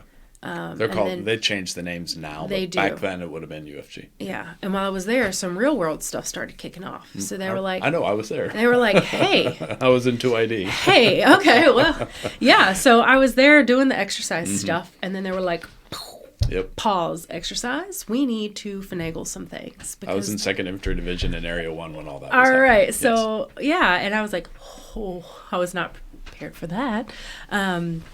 But I got to see some cool stuff and learn a lot of things about, South Korea and all that up there. Good times. Yeah. And good food. Came back from Guam, or came back to Guam. I think I was there for, another 5-6 months. Mm-hmm. And they don't deploy you as lieutenants in public affairs, at least when I was a lieutenant. It was like a known thing because they want you to get the experience that you need before shipping you off. So that was kind of a very special circumstance that they would deploy a lieutenant. So everybody knew as soon as you pinned on captain, you were hot for deployment. So they're just licking their chops. Whew. So I knew yeah. pinning on that, okay, and I'm hot to deploy, but I'm OCONUS, like in Guam. There's a lot going on here. And I got a short notice, 2 weeks. My daughter was 16 months old. And it was, hey, we had sent out all these deployments and they had been reclamaed. And so it basically just kept trickling down from MAGCOM to MAGCOM. And that's why short notice came to us. And it was PACAF's now got to fill these 2 billets. A reclama is when a unit receives a mission and, well, they can't deny it, but they can give a reason why they can't do it. And then ultimately that higher command gets to make the decision. But it's hey, I know you asked us to do this, but we can. Yeah. So it came down to PACAF to fill. There were 2 billets. Yeah. And when it came down, it was, okay, we're going to route this. We got to talk to the general, da-da-da-da. So it came back to me like, hey, excuse me, we are going to reclama for you because I had not put on chief of PA at that time yet, I don't believe. And so she was going TDY. And so then I was going to hold the seat down. And the general there was antsy about leaving his office without a PAO. So he was like, we're going to reclama. We're going to route the paperwork. And so I was like, I'm deploying. No, I'm not. And then days later, it was, just kidding, you are going. And you've got a week and a half to get ready. And so I was in a, leaving my daughter, leaving my husband at the time, going to Afghanistan. What am I doing? We don't know yet. That sounds about right. What are my orders? Here's your orders, but the base that's listed on your orders is probably not where you're going to be at. So don't give any addresses to family members, yada, yada, yada. And I was like, you're sending me to Afghanistan. You don't know where I'm staying, and you don't know what my job is. Cool. Okay, and I got a week and a half to get there. Sounds about right. Other than that, it's great. Yeah. So they sent me they delayed my arrival because I had no training. So I had to come back to the States and do their fieldcraft hostile training in New Jersey. Joint Base McGuire, yeah. So they were like, well, you got to go to there first. So they got me into a last minute slot to go do that. So I did that, and then came back and immediately went to Afghanistan. So you did pass back through Guam? Yeah, I came back. Got it. Because the other, she was my battle buddy, one of my best friends, still to this day. She was coming from Hawaii. So they sent us both, we were messaging each other like, hey, we heard they picked you too. You're the other billet. So we were trying to go to the same training, get the same flight so that we could go together. Yeah. She ended up landed on the ground earlier than I did in Afghanistan, but we went to the same training and all that stuff. And so I show up, and it takes you 5 days to get there. And I remember being at the deed and in transit, and they had a Dairy Queen there. And I remember being like, this is a deployed base. There's no Dairy Queen on Guam. Here I am on my way to a deployment, and I get Dairy Queen. And there was a pool, and I'm looking around like, what are these guys doing? What is this? And you hear all the things the deed's not a real deployment. And I'd asked all my buddies. I had asked all my buddies, the twins, they'd been in and out of there. And I'm like, hey. And they're like, enjoy your time there while you are in transit because you don't know where you're going after that. So I was like, okay, cool. So that was kind of a neat experience for me because I was like, I get some Dairy Queen, yeah. The people around me were like, that's crazy. And I'm like, I'm coming from Guam. There's a Kmart, there's nothing there. There's lots of local restaurants, but none of your American franchise food and stuff. So that was exciting for me to get Dairy Queen. To get a Blizzard. Yeah. Oh, and I got one every day I was there. Sometimes twice a day. And I would it was a thing for me. It's postpartum, Right. Ice cream. Right. So, I get to Afghanistan. They still don't know what I was going to do. And they had asked me, do you want to apply to be one of the aides? Typically, there was an upcoming slot and we've interviewed quite a few PAs for this because you all work in the same building. Do you want to apply to be one of the exec/aides? And I was like, yes. I was so sick of public affairs at that time. And, you know, career broadening is good for careers depending on what you're doing. It's also good for your attention span. Yes. Yeah. And so I was like, you know what? I would love to do that. You know, throw my name in the hat. And when I got there, so I thought that that's what I was showing up to do, was to like interview, at least to get the chance. And then I showed up and they were like, no, they handpicked somebody to do it from the Army. And I was like, whatever. And so I showed up and they were like, hey, you're going to be working with someone, Lieutenant Commander, and she is Navy Reserve. And I was like, we're in Afghanistan. There's no water here. Why is the Navy here? And our office, our public affairs, the DCOS comm building was, it was joint. Yeah. NATO, it was HQ, it was HQRS, Resolute Support, and the NATO base in Kabul. And so that's where we were at. And so that, I was like, okay, I get to work with NATO. Like, this is so cool. But it was a tiny, tiny, tiny base. And they were like, you're going to be the media embed manager. So you got to do all this training and stuff because you're going to be flying all over the country and coordinating interviews for media to come and be on the ground and get all the stuff. So I was like, all right, cool. Had no idea what to expect, but I thought, you know, looking back on my career and the things that I had to do, I was like, okay, like I can do this. But it took about a week for me to be there for them to make that decision. So I was kind of like in limbo for a while. And so that's what I did in Afghanistan. And I was like this bubbly still, you know, it was my first deployment. There were plenty of people there in the Army and in the Navy.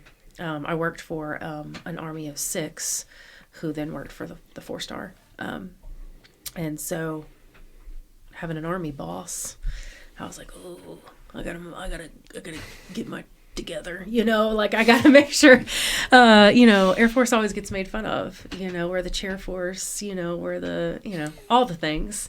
So once I realized that, I was like, oh crap, like this is a cool job, you know, but I was also didn't work a whole lot with the Army. I'd worked a lot with the Navy, but so that was a new ball game for me. But the commander there, he was phenomenal, like still to this day, probably one of the best commanders I've ever worked for. And he ended up working for my husband. So, or my husband worked for him.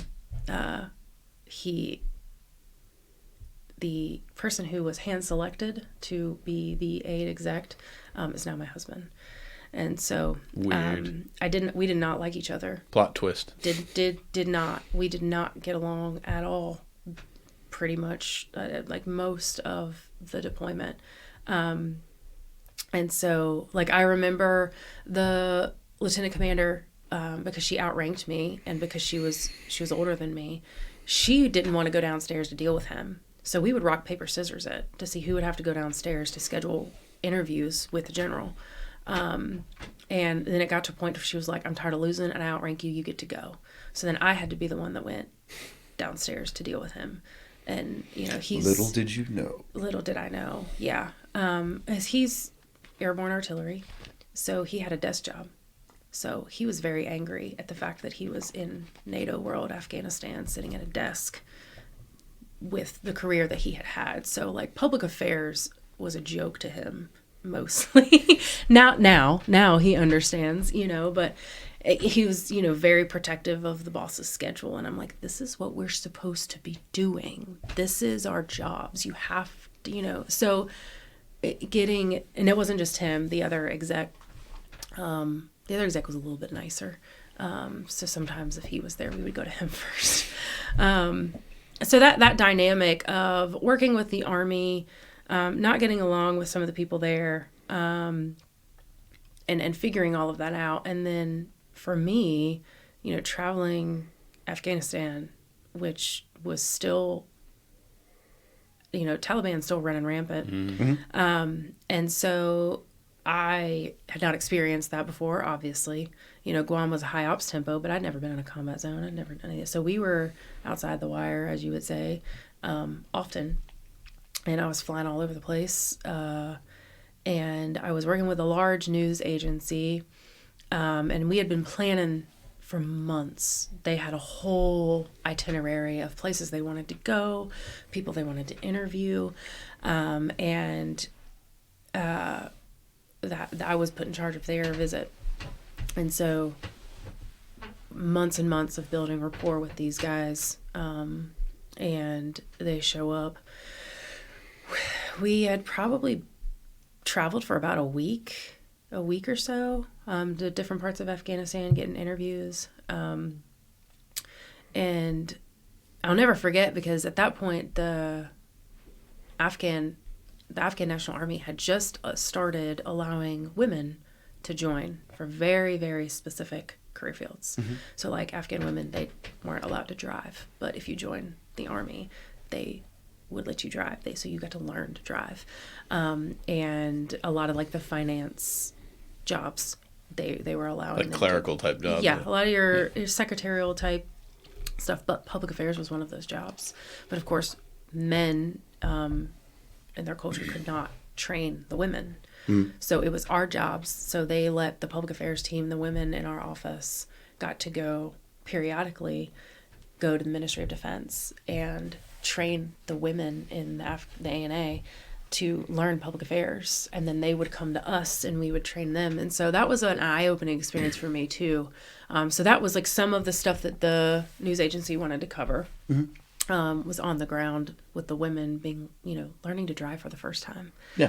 Some of these women were older. And I'm like, gosh, for us, we learned how to drive when we were 15, 16 years old. Yeah. Some people, country part of North Carolina, you're learning to drive when you're like 11 and 12, 10 years old. It's something that a lot of people in Western culture take for granted. And so I was very humbled in that whole experience of what we get to do as women in the military, and the things that just in America that we are granted. Because we had to wear the head coverings and we had to, be respectful of their culture and stuff. And so I remember being out and it was just sand. Like we were out at some training area where they were training the ANA for the driving. And I just remember thinking like something is going to happen. Like there was like a building. And I just remember being like so uneasy. Like every time we traveled, I was just so like, something's going to happen. Like, I don't know why.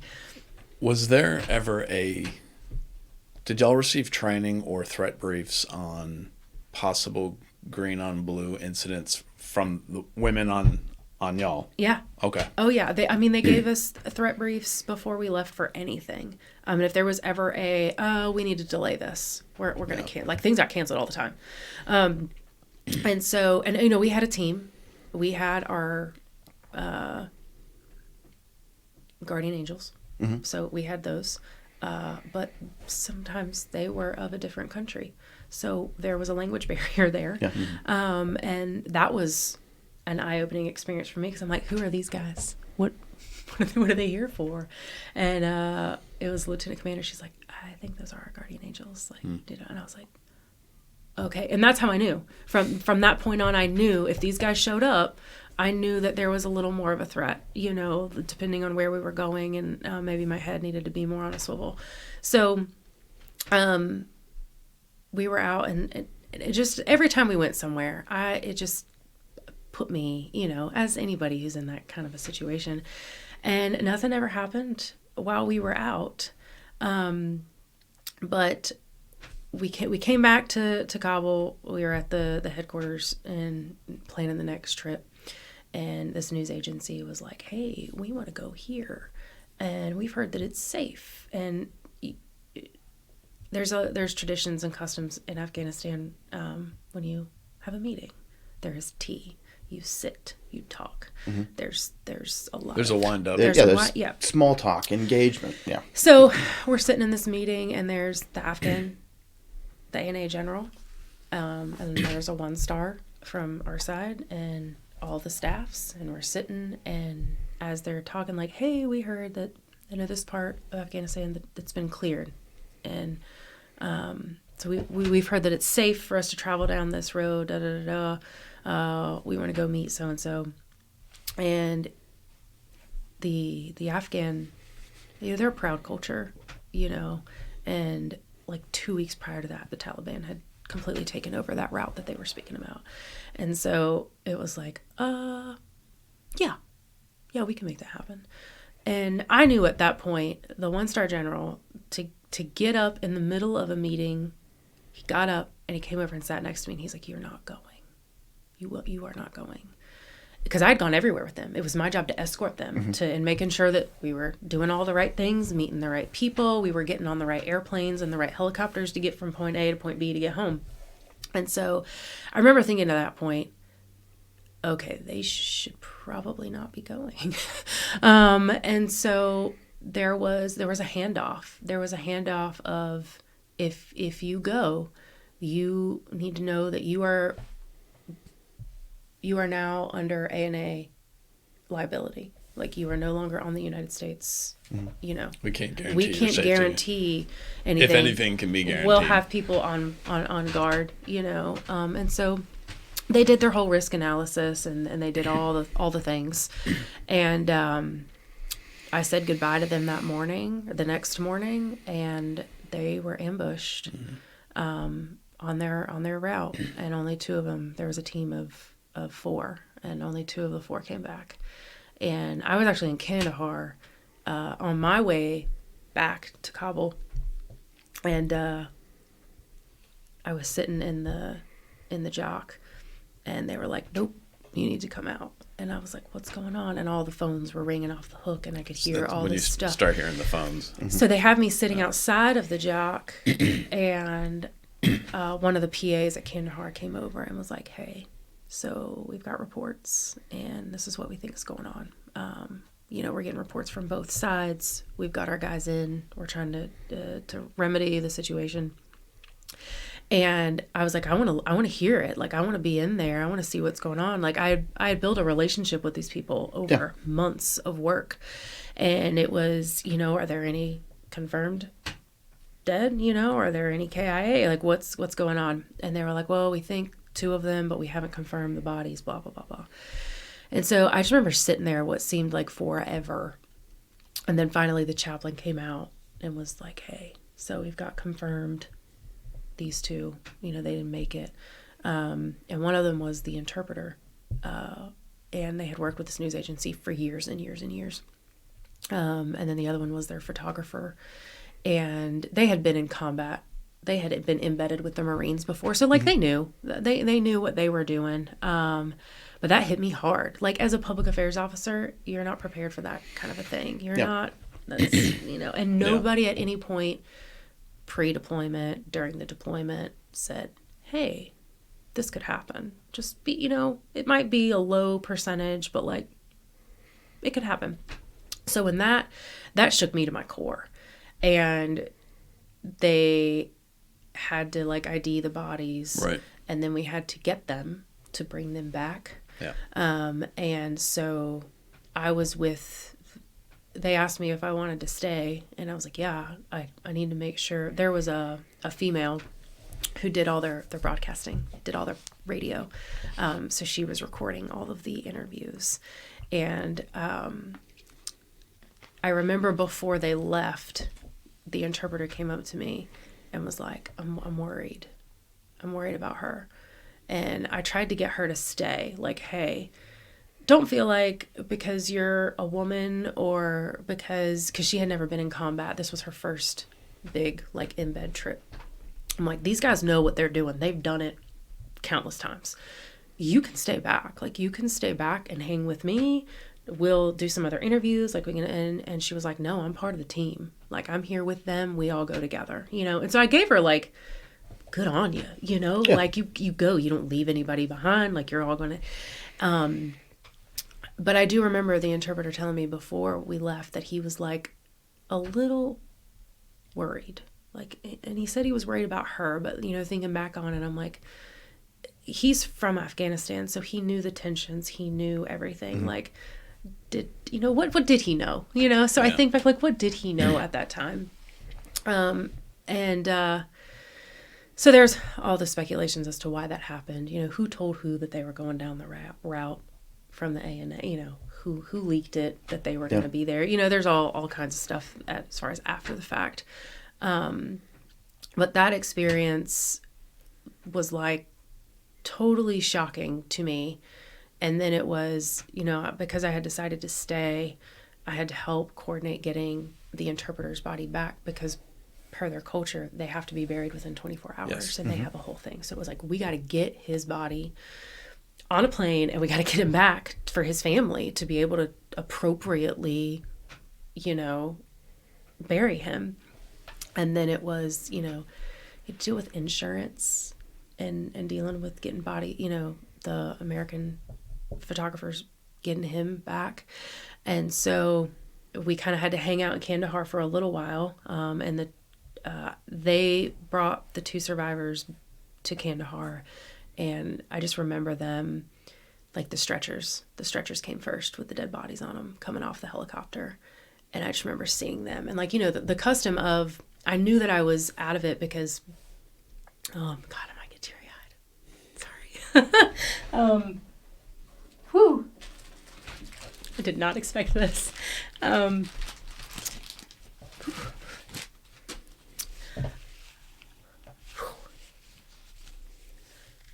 The custom of, your dead bodies are coming off the tarmac, you salute. It's the ramp side. Right. And so the 1 star was out there, different 1 star, I'm just saying 1 star in general for namesake. Everybody was lined up on the tarmac with these bodies coming off, and I didn't salute. I like almost trampled over the 1 star because I saw them, and I wanted to get to them. The bodies were coming off the ramp, and then the female and the guy, they were just standing there, and you could, helmets are straight, like they've got scratches and bruises, and like just, they're covered in dust and dirt and blood. And I had, like, the customs and courtesies of the military had completely left me in that moment. And everybody's standing and saluting, and I'm like bumping into the general, and I remember being like, just get out of my way, I wanted to get to them to make sure that they were okay. Right. Well, I mean, you had, like you said, you had spent months building a relationship with these people, and I mean, that's what you're seeing. Like human nature. Is these people that need you. Right. Yeah. And so I was like, oh, okay, stop, stand, salute, get it together. And so, like, that was the first moment in that situation where I was like, I got to get it together. I have to act according to military. I can't just act out of my own fruition. And so it was okay. They had to bring them in, check them out, triage them, make sure that they didn't have any unknown injuries, that they were cleared and didn't need surgery or anything like that. And so I went in with the female and to her room, and she wanted someone with her. So I was there with her. The doctors were checking her out and this and that and the other. And it was all just kind of like a blur, listening to like what the team lead reporter was saying versus what she was saying, and how they were the same but different. And in those moments, I'm sure they're just like, everything's just a blur. Yeah. And so after they got checked out, like, they got us quarters to stay the night. Chaplain came and visited them and made sure, like, hey, if you guys need to talk, or, if you're believers and you need that kind of a help, we're here for you. So we gave them all the resources that we possibly could to make sure that they were okay. And the chaplain came to check on me periodically, and I did. I went and sat with him for a little while because I was like, I just wasn't I was not prepared for this. Yeah. This was not, I'm in Afghanistan. I knew that it could happen, but no one in my career field has ever, it had been years since reporters had died in a combat zone at that point. And so it took me back. After we got everything figured out, getting the bodies back, I remember sitting in a C-130, and we were with them And there were other officers on that flight that I had been to fieldcraft training in Jersey with. And they were like, "Hey, how are you doing?" And I was like, I'm okay. And I remember one of them coming and sitting next to me being like, "You don't look okay." And I was like, "I'll be okay. Like, you're right. I'm not right now, but like I'm trying to like filter through everything and be professional. Like this, I'm working. This is my job right now. I got to make sure that these guys are taken care of. Like I can't have a total come apart right now." And so they went and sat back down. And then I remember getting a text on one of our work phones saying, "You're being delayed. The bodies are coming with you." And I was like, "Oh no." And so sure enough, they come over the radio and are like, "We just want everybody to know that there will be remains on this aircraft. Here are customs cars." There was a minute that I got to prep the guys that survived. Like, "Hey, the bodies are going to be on the plane with us." Yeah. And not only were they with us, they were literally at our feet. Like they slid. I've experienced something very much like this. And so like, it was just like one shocking experience after another. Yeah. And I thought that we were kind of on the end of like, whew, okay, now I can process this. Yeah. And then I asked like, "Are you guys okay to be on the plane with them?" And they were like, "Yes, we would rather it be this way. Like we want to be with them. They are our team." And so we did that, and we got them back. And we were flying for what seemed like forever. I think we landed at the headquarters at like 2 a.m. or something crazy. And so we got back. Obviously, they had the embassy did all their stuff and investigating, and they took the reporters off and did all of their the debrief, the debriefs and everything. And so the commander that I was working for, I was just like in shock, I guess, and they noticed it and I didn't, because I was just like, "Okay, I'm gonna go to bed now." And they were like, no, like we're gonna come in here and we're gonna chat for just a minute and then you can go. And they were awesome. They were like, "Take as many days as you need, but we want you to check in every day. We want you to come in and check in every day so that we can make sure that you're doing all right." And the chaplain was there. And so I did. I think I slept for like 2 days after that. But then like I woke up and was like, I got a job to do.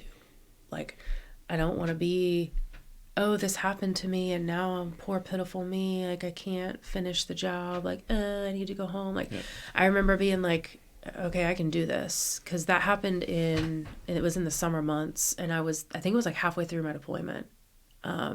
I got there in April. That happened in June, and I wasn't leaving until the fall. And so I was like, I still got the end of this to go. Yeah. Like I got to finish this out. I got to figure it out. Yeah.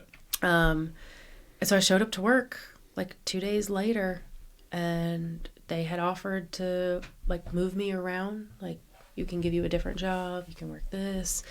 And I was like, nope. This is what you wanted me to do. I'm going to stick it out and finish it. Had a breather. Yeah, I had my 2 days. I slept. But then I didn't sleep much after that.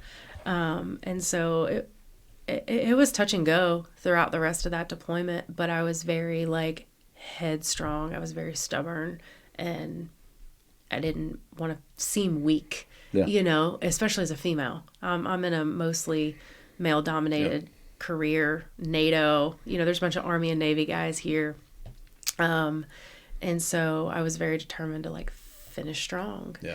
And so I just kind of took that and put it in the back of my mind and didn't deal with it, and finished out the deployment. I did okay. I went on other trips, coordinated other interviews, kept doing the whole shebang. And then towards the end, I think that's where my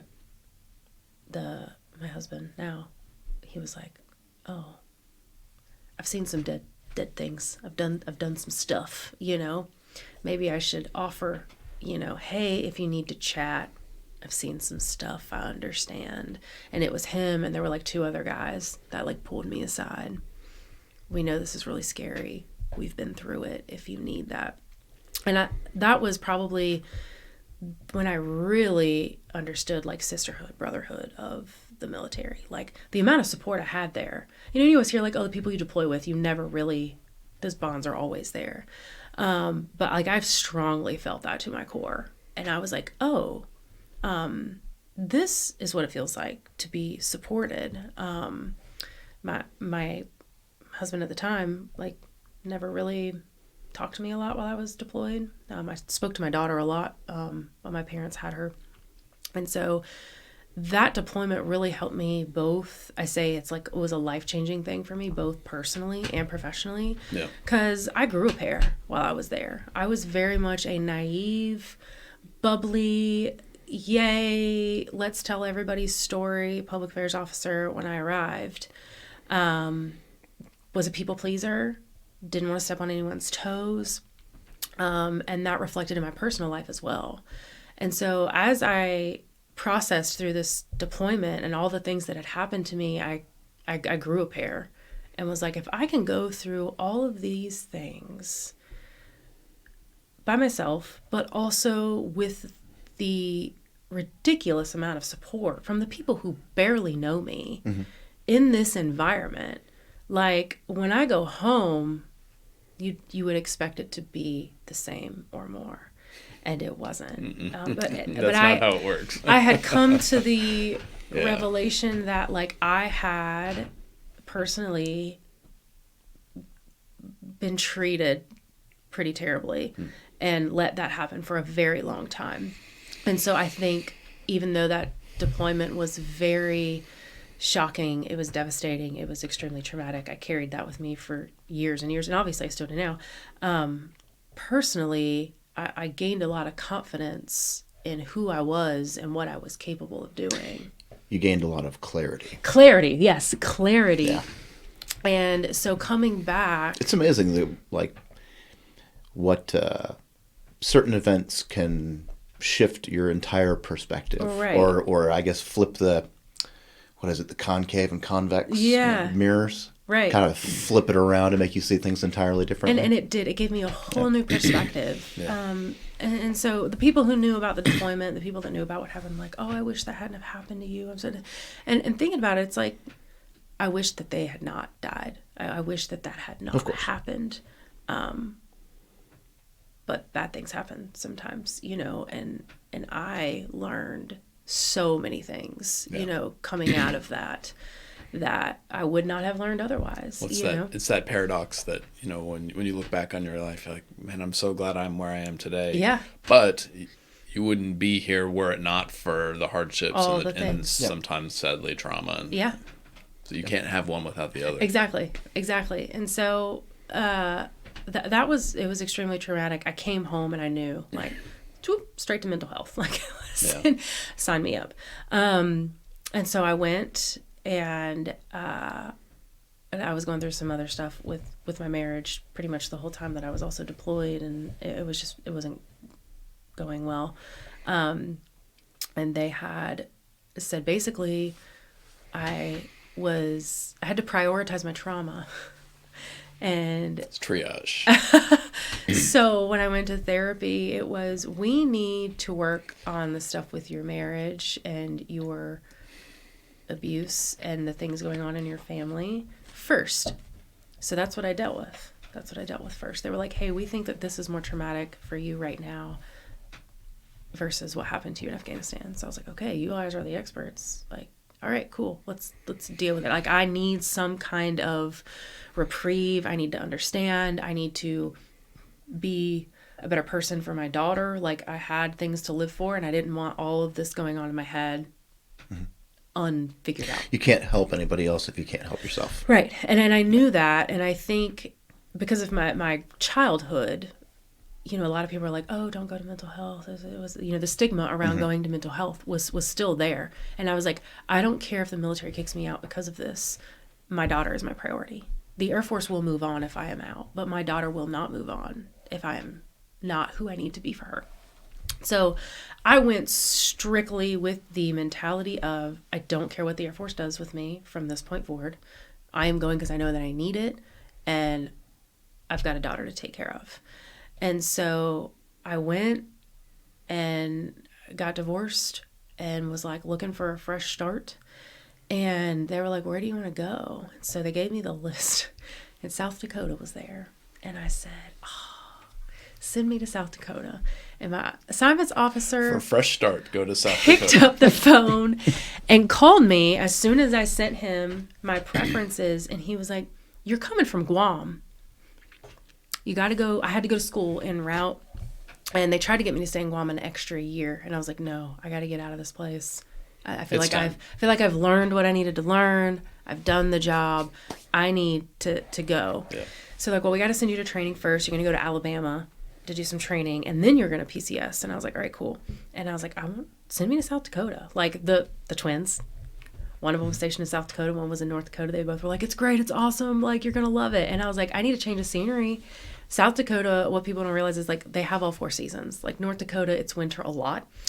Yes. But South Dakota is beautiful.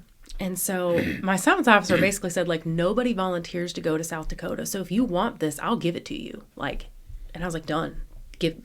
Send me to South Dakota.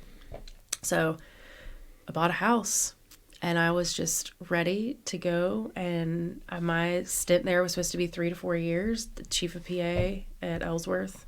And I was so excited. And South Dakota still has a really special place in my heart, I think, because of that fresh start. We had a phenomenal office. I loved the bomber airplanes. I stuck with them. Like, after Guam, I was like, send me wherever the bombers are. That's where I want to go. So working with the B-1s, and my buddy was there, and it worked out. It was a phenomenal assignment. And then my husband happened, and he just ruined all of my plans. And as I was saying, for the right reasons. And so, we had a group that kept in touch from our deployment. Because he stayed. Their Army's deployments are longer, mostly, than the Air Force's are. So we're aware. Yes. Yeah. My 6-7 months, was like a little vacation for some of the people that were there. Yeah, you talk to some of the services, and they're like, "Oh yeah, I did 5 tours in Afghanistan. It was like 11 months." Like, what? Yeah, yeah. So, but like we all still kept in touch, and I was en route. So leaving Alabama, I was going through Kansas City to get to South Dakota. And Matt, my husband, he was going to school at Leavenworth. Mm-hmm. And my parents were with me. So my parents, they are all about traveling and coming with me and like doing the Air Force thing. Like, they love it. They're like, where are we going next? What's, now that I've got 3 kids, they're like, come closer to home. Right. Which we're here. So they were like, we don't want you road tripping by yourself with your daughter. Like, we are going to come with you, and we're going to make sure that you're safe, because it was a drive. I was literally driving for 5 to 6 days. So they were like, you don't need to be driving all that by yourself. So they were like, let's road trip it. So I was going with my parents and my daughter, driving from Alabama to South Dakota. And Matt was like, if y'all stop in Kansas City, we should catch up, have lunch, whatever. That's how they get you. And I was like, yeah, cool. So I told my parents, like, hey, you remember Matt? Because there were 2 Matts in my deployment. I was like, you remember Matt, the Army Matt from my deployment? And she was like, yeah, didn't we send them like a box? So my parents are very supportive of the military. So like, even though I was out of Afghanistan, my parents still sent care packages to my office and the people that were there. And she was like, yeah, wasn't he one of the guys that got our... He was the guy that was mean. Yeah, no. Oh, well. So the funny thing is... Do they still call him Army Matt? So truthfully, he was the bad Matt. There was a good Matt and a bad Matt, and he was the bad Matt. Nice. Does he know this? Yes, he knows this. Oh, God, we made fun of him all the time. He has a coffee mug. It says bad Matt. Oh, he knew. And so my parents were like, yeah, okay, cool. And I was like, well, he offered to like catch up. Like, do you guys mind babysitting? Da-da-da. They were like, yeah, no problem, blah, blah, blah. They're like, are we going to get to meet him? And I was like, no, that's not what this is. Like, we're just buddies catching up. Like, we had kept in touch, like he knew what was going on in my life. And my mom was like, you're going to let us meet him. And I was like, no. And so my dad was like, you're either going to let us meet him or you're not going, young lady. And I was like, yes, sir. He pulled the dad card. He pulled The dad card. So I told Matt, like, hey, my parents just want to, like, say, hey, whatever, you know. And so my dad was like, I want to shake his hand. Like, this guy served with my daughter in Afghanistan. Like, I want to say thank you for, you know. So my dad was doing the whole. That's fair. Yeah. And so he came to the hotel and was, I told him, like, Elena does not need to be in this situation, you know. But they were down eating, you know, they were getting ready to eat or something. And Elena was there and she walked right up to him and was like, hi. And he was like, hey, little one, you know, like he knew I had a kid. It wasn't like, but I was very specific that like she was not going to be there because my parents were supposed to like high five, you know, so someone was watching my daughter. And so, yeah, we caught up, we went out to eat dinner and was like, hey, nice seeing you, deuces, you know. I was like, I just got divorced, we are not. He's like, yeah, I'm not doing the serious thing either. Like, cool, okay. See you around, whatever. If you come through South Dakota, let me know. And then that months later, I was talking to him like every day. He was calling me after class. And my mom was like, I knew seeing him. And I was like, there's no way you knew, Mom. You know, moms know best. And I've always denied that literally my entire life. But, you know, here we are. I said I never wanted to join the military. When I joined the military, I didn't want to be stationed in North Carolina. And then I never wanted to marry one in the military. And here I am. And here we are. 3 for 3. Here I am. Or 0 for 3, depending. Yeah, I'm 0 for 3. So, yeah, like, I was very adamant still about staying active duty. Like, I bought a house. I was there for 3 to 4 years. And he was traveling from Kansas City to see me when I didn't have my daughter. And back and forth, and it was you know, what are we doing? You know, what are we doing? You know, we both say we're not doing serious things, that we're not ready for this. Let's make an honest appraisal but of the situation. Like, let's be real here, you know? And so, I guess at that point, his dad, he had mentioned me in conversation, and his parents had made similar remarks, like, when are you bringing her home? When are you bringing her to meet us? You know, and he was like, no. Are y'all starting to feel like teenagers? Yeah, again? we were like little teenagers, and my parents, like, they just knew. They just knew. And so I was like, no. And then it was, okay, we'll try this. So he came for Thanksgiving, but one of the twins was stationed there, and I was like, look, you got to make it through Julian. Julian's like my big brother. Like, he's been with me since college. Like, he knew my ex and years. And I mean, that was 13 years that I had been with my ex. And so I was telling my buddy, like, look, I need you to look out for me on this one, okay? Like, I don't think I'm ready for this, but my parents are telling me, like, I need to let my guard down, and, like, maybe this is God's way of giving me a second chance, you know, and I don't know how I feel about that. So he's like, all right, you know. So we had Thanksgiving at my house, and I invited one of my lieutenant at the time, because he was single and had nowhere to go. He was like a little kid. And my buddy was there, and then we had some other people there from the office, and so he came and had Thanksgiving with us, and that was it. And then the Air Force and the Army, you know, for them to play nice together, we knew that we wanted to get married, and figuring all of that out. And my advice given to me was, well, you can do the career and admission program, which is where you basically take a break. They'll let you take a break. But for every year you take a break, you owe double that back to the Air Force.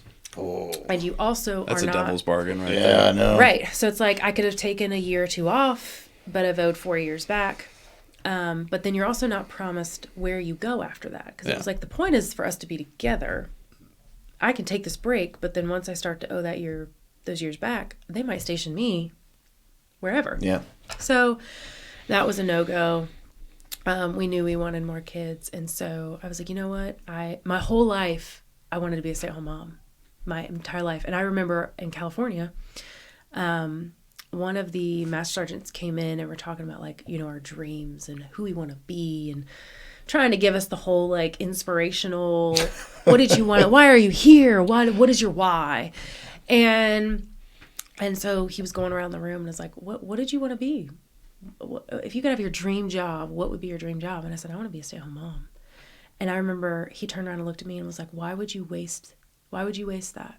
Why would you waste your military career and your education to be a stay-at-home mom? And I remember being so like defeated in that moment that like I would be a better mom because of the education and the career that I've had in the military. And for someone to tell me that like, oh, that's a dumb dream to have, like, what happened to choice? Right. And that's a very, very motivating message. Yeah, and it did. I was like, well, I am the breadwinner for my family right now. Like, so it's probably not in my cards. So I just let that dream die. Like, but in the back of my head, I always knew that like I would love to raise my children. So when my husband and I were getting engaged, I was like, let me just go reserve. Because he was like, we'll find, he already had orders here. And so Seymour Johnson's the closest base. And there's not really any good cities in between to be. No. And I had reached out to a ton of people who had done that. And they were like, no, you either want to be at Bragg or at Seymour Johnson. Staying in the in-between. It's schools for kids, yada, yada, yada. So he was like, well, I want you to be happy. We're going to do what you want to do. Like, we will make it. We will figure it out.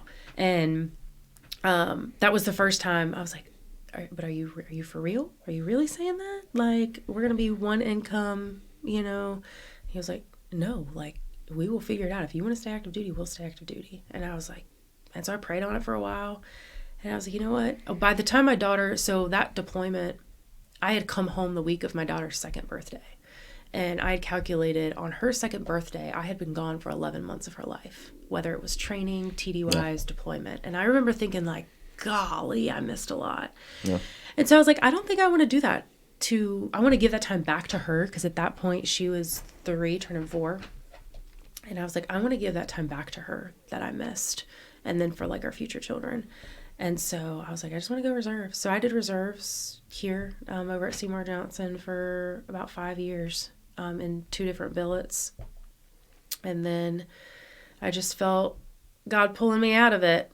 And that was like, you know, COVID came, and I was pregnant with my 3rd, and was like, nope, not doing that. Not taking that. Sorry. Yeah. And then I was breastfeeding at the time, and was like, still not doing it.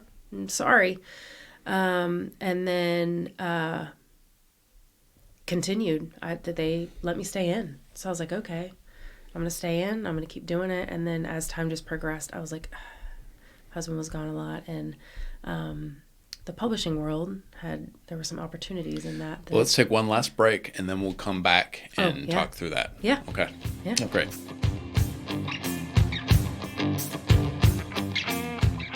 So we are transitioning our way out of the military at this point. So let's just back up a half step. Mm-hmm.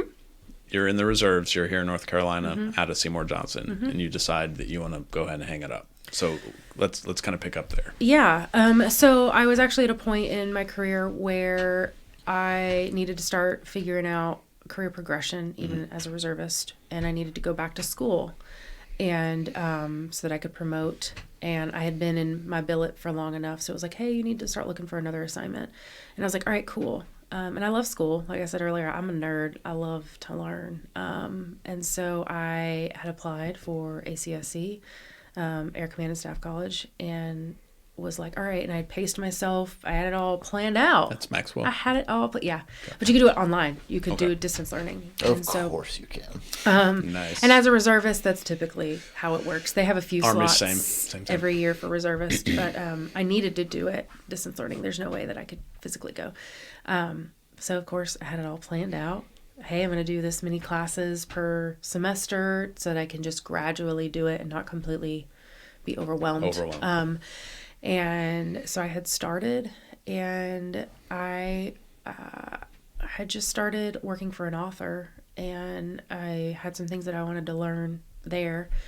And my perspective just kind of switched. I was like, you know what? I'm in my young mid-30s.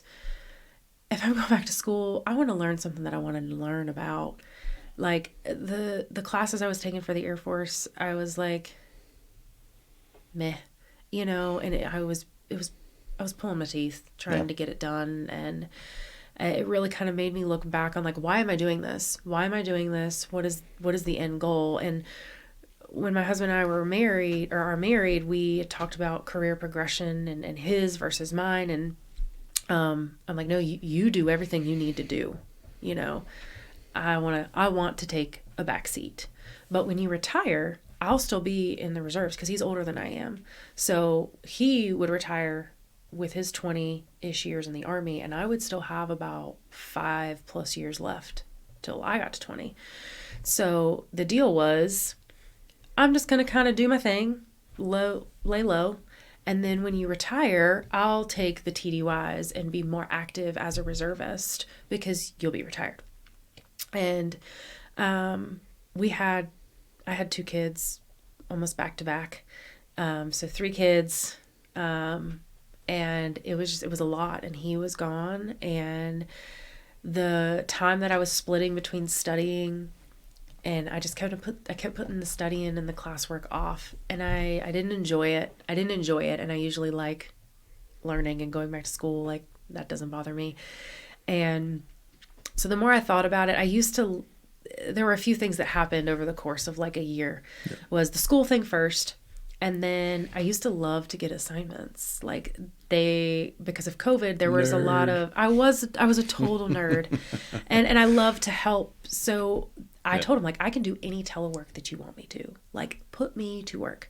And I used to get really excited opening up my laptop and putting my CAC in and being like, ooh, who's emailing me? Who needs me to do something? And like, I have never, ever had that. I can honestly tell you I've never experienced that. I loathe checking my email.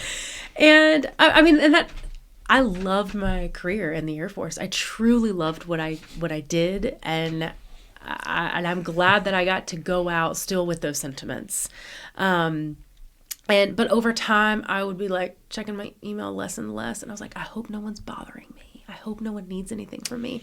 So as those sentiments started to grow, it made me reflect a little bit more. Yeah. And so I told my husband, like, I think my time is coming soon. And he was like, okay, I want this to be your decision. I support you no matter what. And so I was like, all right.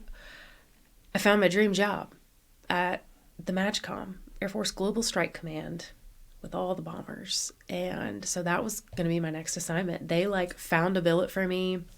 I was signed up to go to school.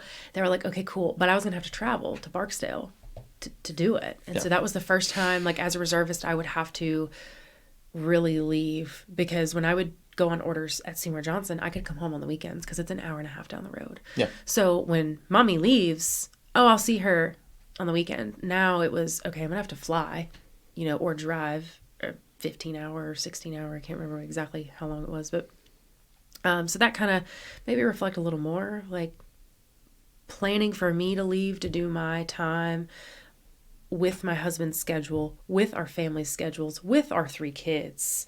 Yeah. I tried to do it in the summer because my mom was a teacher, so she has summers off.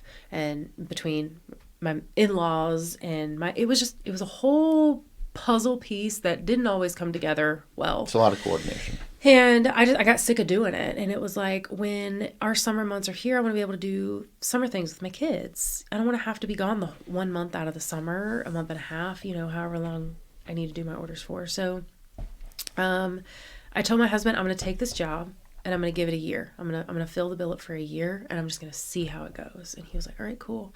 And then months later, I felt heavy. I felt really heavy about it. And I was like, I don't think I need to give this a year anymore. This isn't what I thought. This is not. Well, I hadn't even gone on orders yet, and I felt a lot of guilt about that too, because here these guys were helping me get a billet. Finding an IMA billet is hard to find, especially for public affairs, because it is still a small career field, even on the reserve side. So finding a new billet in the reserves, you find your own billet. It's not like active duty where they give you the orders and say, this is where you're going. Right. You have to find your own job. And so I felt a lot of guilt, and I wavered in that guilt a lot.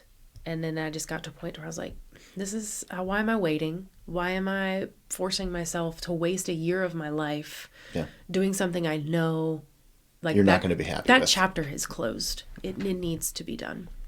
And so I called around, and I can't tell you how many people tried to talk me into it. Or out of it. So the billet I was in was triple billeted. So when you're more than one person deep in a billet, if you're that second or third person, then you can't promote. So when they had triple billeted me to get into this slot, and it was, I can't promote, which was fine because I wasn't up for promotion for like a few years. I still had to finish school, yada, yada. So when I told the commander at my detachment, hey, I think my time has come and I'm ready to drop my papers. He said, well, I don't know if this changes your mind anymore, but you're now the first person in your billet. And I know that you're in school, so if you finish school, you'll be up for promotion in like 2 years. And I was like, oh, they dangled the carrot. They dangled that carrot. And then someone else that had known of me throughout my career, called me. And then like a week before I was supposed to get out, I had someone message me like, you've only got like 7 more years. Just finish it out. Like you can do it. Da, da, da, da. And I'm like, it's not worth it. It's not worth it for our family. 7 years is a long time, particularly if you're not into it. Right. And that's 7 summers. My daughter's 10. So I'm going to give up every summer now until she graduates high school for me to do this. And then she's gone. And so it was just, I felt a lot of peace with that decision, but there were quite a few people that tried to talk me out of it. Yeah. And I was like, no, my husband was like, don't let other people talk you out of it. Like, if this is what you want to do, and I prayed about it, and I was like, my therapist was like, I'm going to give you homework because I need to make sure, and seek wise counsel. Yeah. And I did. I worked it out, and it was, I've only been out for a few weeks, and no regret, no, oh, I wish I had stayed. I miss it. No regrets. No regrets. No regrets. And so, yeah, I had started working for an author while I was a reservist, randomly. And I've always said I come from a family of storytellers. My grandmother was a phenomenal storyteller. Just growing up and hearing. Some people got it. And my mom is a teacher. And if anyone ever had my mom as a teacher, you knew that if you could get my mom to tell a story, it could get you out of curriculum. So much work. So much work. So, like, all my friends knew, like, oh, let's just get Miss Nickel to tell a story. Like, let's ask her a question about her childhood or whatever. And so, my mom, we've always talked about, like, I had so many book ideas I wanted to write when I was younger. And even as, like, a lieutenant, I always wanted to write and, like, tell these stories of my family and my mother and my grandmother and, then public affairs. My job was to tell the Air Force story, so I think as all of that kind of came to a close, God opened some doors for me that I was not expecting at all. And this was in the middle of all my PTSD therapy stuff. And I had a friend who I met in the aisles of Target here in Fayetteville. We were shopping for maternity clothes. Not the aisles of Guam, Dan, but the aisles of Target. Yes. So I was shopping for maternity clothes, and I bumped into this woman who was also shopping for maternity clothes, and she had a little girl with her. And she was like, oh, sorry if my daughter's in the way. And I'm like, no, it's fine. It's fine. Like, I've got my own. And she's like, oh, well, when are you due? And we were due around the same month, and she was pregnant with twins. And so we just kind of started talking. And, oh, are you from here? No. Well, she's a veteran, Air Force veteran. And so her and I, like, friended each other on Facebook, and we've been friends since. Like, she had her twins. So she's got 3, I've got 3. We don't really see each other that often. She's moved a few hours away, but she knew, she understood. She had gone through her own things, and I felt comfortable. You share those things with people have a mutual understanding. It's hard to share those things with people who have no clue. The veteran connection is strong. It is. And I had not had a veteran friend other than my husband, And so I was struggling. She was like, hey, I've got a friend who is also an Air Force veteran, but she's a published author, and she wrote some warrior poetry. And I think you need to read them. And I was like, Poetry. Poetry. I don't This read, isn't high school. Nothing. like, oh, I'm sorry, friend, Sarah. I don't read poetry. Like, who? We're Americans. We don't. And I'm like, warrior poetry. Like, what is that? What are you selling here, friend? And she was like, trust me.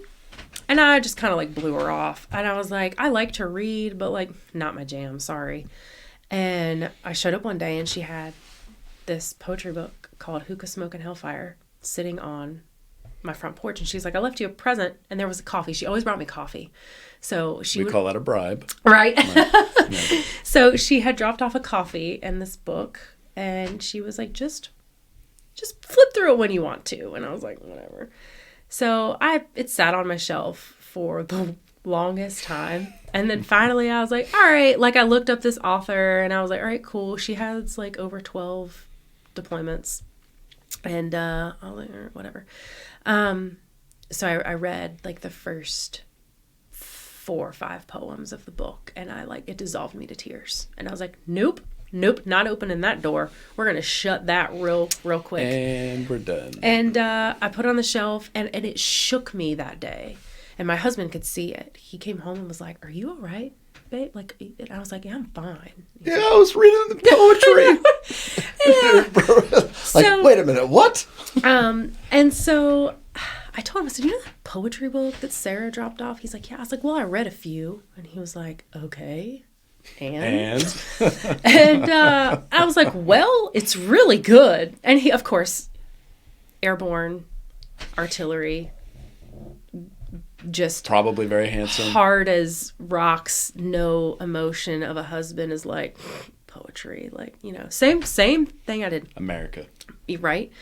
And I was like, I know you don't get it. I didn't think I would like it either, but like it hit me. And he was like, well, oh, are you? Okay, cool.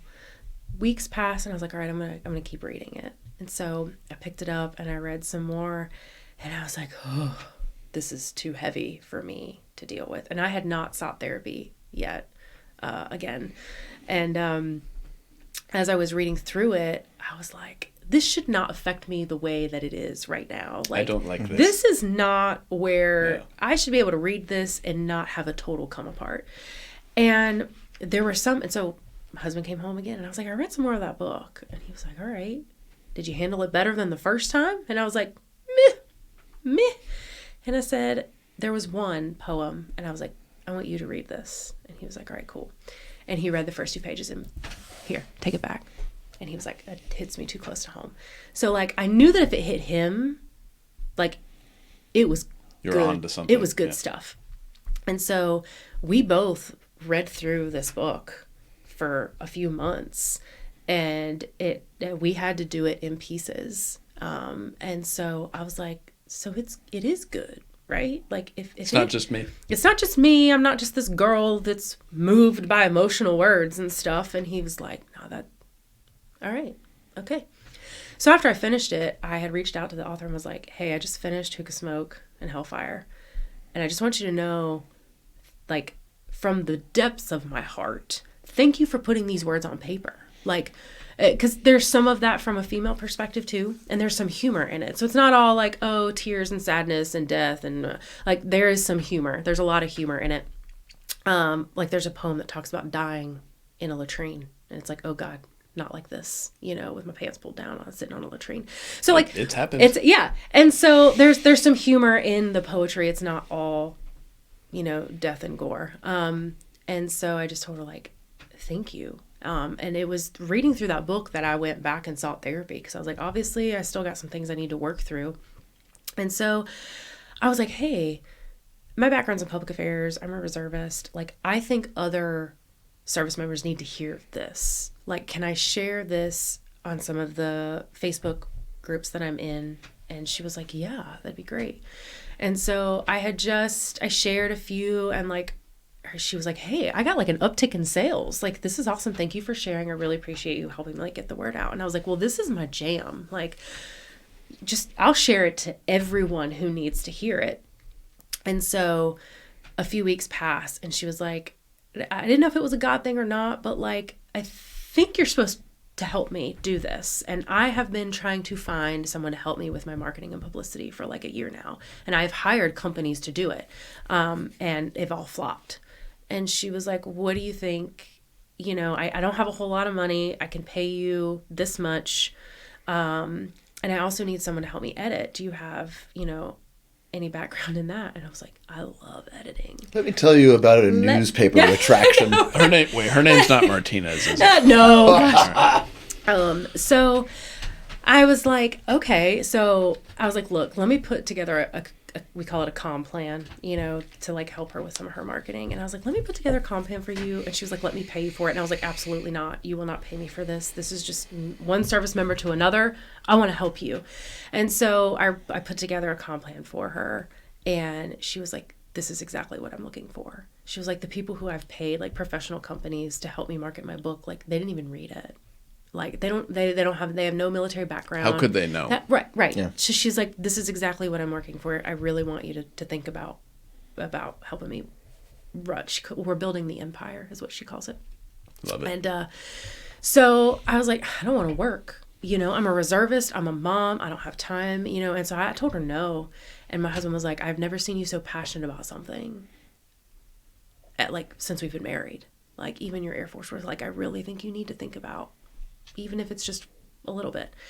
So I finally said yes. And it's been 2 years now. And I have edited and helped her publish 2 poetry books. So Hookah Smoke and Hellfire. And then one for the veteran community. I helped her edit it. It's called Dust Storms and Danger Close. And that one spans the life of a veteran. So the beginning of the book, the poems are about going to basic and signing up and all those sentiments, and then how those sentiments change. And then when you're done, like, what do you do next? Like, what is life tracer after burnout? That? See what I did there? I did. So the second one spans the life of a veteran, and then I helped her edit some of her novels. So they're half historical fiction, half fantasy. They all have military ties to them. So the first one I read of hers is called 1,000 Nights, Death's Love Letter to Afghanistan. And she had published that before I had started working for her. So after I read Hookah Smoke, I was like, oh, she's got a novel out. Like, let me read this. I was like, okay, I'm hooked. I'm hooked. So as doors started opening, working for her, editing in the military is different than editing in the publishing world. So I knew the AP style guide like the back of my hand. Active voice. And now I'm Chicago manual style writing. Yep. So there was still some transition and learning, and I'm still learning now. But I have never felt so passionate about anything. And so I'm like, this is the road I'm supposed to be on. And so I've helped her with with her marketing. She let me design one of her book covers. Oh, nice. Her cover designer was like not doing what she wanted them to do, and she was like, you can do this. And I was like, no, I cannot. Graphic design is not where my expertise come in. I've got very little experience doing that. And she was like, I trust you, and I know you know what I want, and I think that you can do it. And I was like, no. Well, the technical skill in some ways is going to be subordinate to understanding the vision. Right. So that's what she did. She trusted that I knew her vision. And I love doing it. But I was like, I don't know if I can give you the professional quality that you deserve. You know, this is phenomenal writing, and I want you to have the best. And I don't know if I am that. And she was like, nope, you are. You can do it. And I was like, okay. So we did it. And that's kind of where I'm at now. Perfect. And I have worked lightly with like one other author. And I'm kind of just by word of mouth now, because I don't want to. I work for her exclusively, and she cranks out books. We've got a few a year. Nice. Her name is Eli Gardner. So she's got a ranch out in California, and she wants to build a nonprofit with equine therapy, to do equine therapy for veterans. So it's our second equine therapy. I know. If you haven't tried it, when I started working for her, she was very encouraging. Like, I know you're going to therapy, but like you should try some equine assisted therapy. And I was like, well, like a Marine that we spoke to recently said, you can lie to me, but you can't lie to the horse. No. And there is a, it's called At Liberty Connections, a retired Army colonel. She runs it, and it is a nonprofit for female veterans, and she hosts equine therapy retreats here in North Carolina. And so I randomly came across that and was like, oh. And so Eli was like, you need to go and just try it. And so I went, and I was totally blown away by that experience. I had liked horses. I had ridden a horse a few times in my life, but didn't have like a lot of background with them. I had done more research in them because my oldest daughter is autistic, and there's a lot of therapy there. So I had done some background because I was like, you know, let's that might be like a path for us to take for her, but never considered it for myself. But when I did that retreat for the weekend, it was really eye-opening, and I got a lot out of it that I didn't think I was going to. And like you said, you can't lie to a horse. And so it was pretty, I say odd, because for me it was, I didn't expect that. Like, that's, you know, I didn't know what to expect. So yeah, equine therapy was helpful for the weekend that I went. With the publishing, and then through the female veterans that you met through the publishing and the equine therapy, is that what led you to start, you know, a local women's veteran group? No. So friends are hard to come by.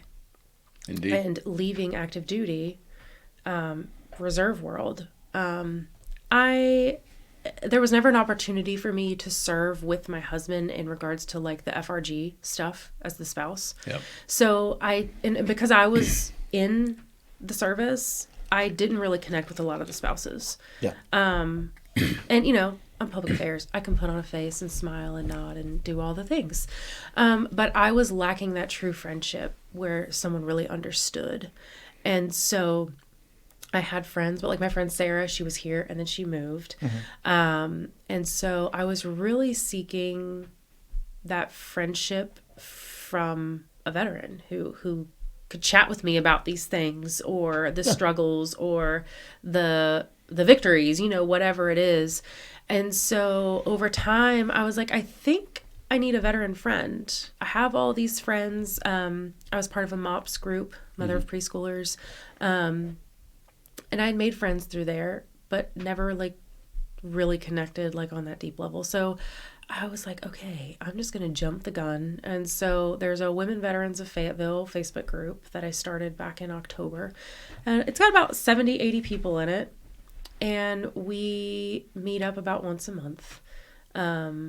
It's grown periodically, and sometimes there's a good bit of attendance. Sometimes there's just a few of us. But, you know, it's to whoever wants to show up. We're having dinner at Bahama Breeze next Saturday for anyone. That place is good. Yeah, I've never been. It's my mother's favorite. Oh, is it? So I think it was more to find friends and find a community of female veterans that understood. Do you think that, or has it been your experience from the women in that group, that they were also looking for the same thing? Oh, 100%. So when I first started the group, because I was a part of other veteran groups, and there's a lot of VA information. There's a lot of... It's very informational. Here, they've changed the rules about this for your disability, you know. So when I first formed the group, after we got like 30 or 40 members, I did a poll and was like, what do you guys want out of this group? Do you want VA information, disability claim type stuff? Do you want networking? Do you want friendship, connection? And it was like everybody voted for the friendship networking. I could see that. And everybody was posting like, oh, I need a friend. And so at the beginning, some people were just posting like, I've had a hard day. I just got out of a therapy session and I can't quite grasp, you know, and I don't even remember who it was, but like she had to have a lot of bravery to post that on a group of people she doesn't know, but knowing that they're female veterans, you know, she felt comfortable to put that out there. And the the response, there were probably like 10 people like, I've been there, I was just there yesterday, like, here's my number, call me, let's chat. So like I think there is a need for that on the female veteran side, especially like here in Fayetteville. There's a huge percentage of female veterans here. And I looked. I was like, there's got to be a group already. There's got to be. And if there is already, I just haven't found it. And so I was like, just to have that camaraderie outside as a veteran and a place to go, people to talk to, let's meet up and have dinner. Yeah. Axe throwing, like some of the activities are fun. On Rayford Road. Yeah. Just trying to have a place of connection for female veterans to go, because I was struggling with that. And then when I posted that, there was an overwhelming response to yes, please. And so yeah, I think there is a need for that connection. I'm imagining you sitting at your computer saying, man, somebody should do something about this. I guess that's me. It was my therapist. It was my therapist, and she said, and she's amazing. But she was like, I think this has been laid on your heart for a reason, because I talked about it for a while, and I was like, I can't find a group. I've been looking on Facebook. I've been asking around. I can't find it. And she's like, I know someone who has a little bit of experience about. Don't talk about it. Be about it. Yeah, somebody with leadership experience. And so. I think it's gaining a little bit of traction at a time. Sure. It's not a huge group. We haven't had a whole lot of participation, but I'm hoping that as time moves on, that will grow. This is on Facebook only? It's on Facebook right now, yeah. So what is the name of the group? If there's a female veteran that's listening and wants to join. Women Veterans of Fayetteville. Okay. And there's a picture at the top that has like 4 or 5 different women in the different branches uniforms, so it's pretty not easy the Space Force, Dan. Of course not the Space Force. Space He doesn't Force think they real. exist. He still thinks it's a psyop. Oh no. It is. Well. See? So yeah, that wasn't a denial. My venture now is I created an LLC called Liminal Lines for like my freelance editing. And I don't really know exactly. I don't have like huge plans for that. But the woman who's in charge of the At Liberty Connections, I was looking for a name for my LLC, and I was like, she posted a like thing from a dictionary on the word liminal. Do you guys know what liminal means? And I was like, that's the name of my business. So liminal is derived from the word limen, which is a space of transition. Yeah. It is from past to present, being in an unknown space. And so I was like, well, she just named my LLC. There it is, Liminal Lines. And hoping that, in the future I get to work with authors. And I've talked to a few veterans who have stories that they want to publish. And so I think that's really where my heart is at, is helping veterans publish stories. And help get them off the ground running. And we know a few authors that might want to work with you. We do indeed. Yeah. I think that's where my heart truly is at, especially working with Eli Gardner and how impactful her words have been in both her poetry and in her prose. It's, I'm like, I feel like veteran stories should be told. So for you guys, helping the veterans tell their stories through your podcast, I see a lot of value in that. And I think that's my life leading up to this point, coming from a family of storytellers, getting to do public affairs, and then coming across Eli and working for her. I just think that is all signs that I'm in the right place. Well, you are very, very recently separated. Yes. But in immediate retrospect, from never joining the military, never living in North Carolina, getting hoodwinked by your sports medicine, right? Yeah, never marrying somebody in the military. Yeah, bubbly young PAO to traumas faced on deployment to now separated and doing all these things. Would you do it all again? Oh, hands down. Yeah. Oh, you're gonna make me cry again. Daniel, you're a monster. gosh. No, I would hands down do it again. Yeah. Well, it's back to that paradox earlier, right? Where it's, you can't get from there to here without the hard stuff too, right? Yeah. Yeah. So you got to you got to take it all together. I wouldn't be happily married with my children or where I am now. I would probably be single mom, active duty, struggling if I hadn't met my husband. But where I'm at now would never have come to fruition if I hadn't have had all of those experiences and been to all those places. And my kids like hearing about them.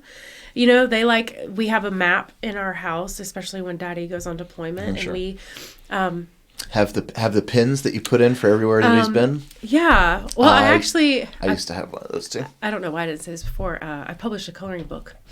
My kids helped me do it, and so it was. My kids love to color, and they have lots of questions that they want to know about where Daddy is at. What is he doing? What does he see there? And so I tried to find a coloring book or some kind of something for my kids, and there wasn't anything out there. So it was another one of those, can't find it. Somebody should do something. So I published in December. It's called On Duty. And it's an activity and coloring book for kids to help them navigate deployments. And so the beginning of it is all about your service member, all their favorite things. And then there's a map with the time zones so that you can do the time change. Mm-hmm. And then there's a homecoming calendar. And then it goes through all the things that they might wear on deployment. So the different branches and their different uniforms, and then things that they might see on deployment. And then it's just fun, patriotic coloring pages for them. And then at the end, it's like a list of things. I remember one of the deployments my husband went on, our kids did so many things while he was gone, and we forgot. So I started writing them down. So in the back of it, there's all the things I did while you were gone so that they can remember and tell your service member. It's when they get journaling. Yeah, so it's like activity and coloring book for kids. I think there's a part 2 of that coming out next year. I guess the spouses want a Murphy's Law coloring book for the spouses. So I'm working on figuring that one out. So yeah, there's fun things. Well, I have one final question, then I'll hand it off to Mr. Baker. Do you have any advice or parting wisdom that you would like to share with either a young woman or otherwise who's possibly interested in joining the military or just life advice in general? Oh gosh.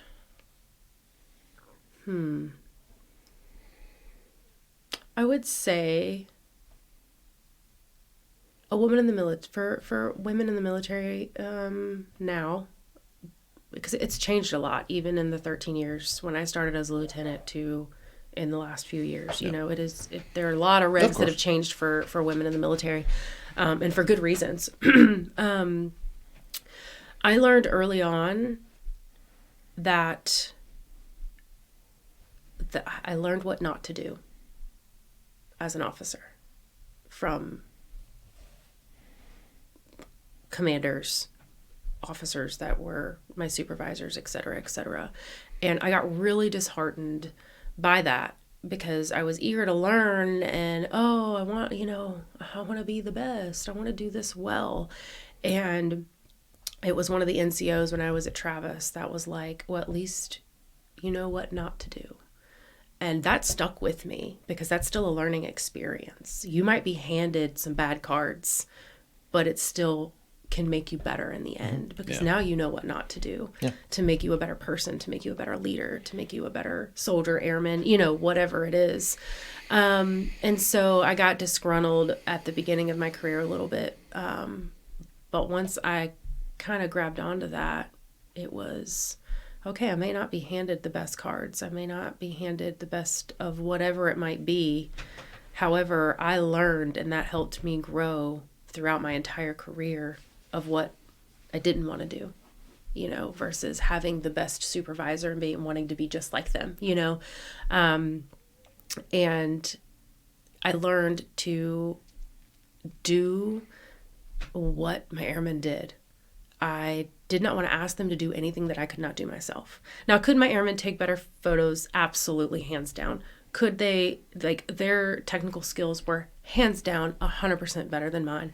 But I learned I wanted to have some basic understanding of what they were doing. And I think that I was with them, like, and they were teaching me, not, oh, I'm the officer in charge. You were going to, it was. Especially as a lieutenant, right? Yeah, I'm a lieutenant. It was, and I think that helped me on the technical side of things as I progressed through my career.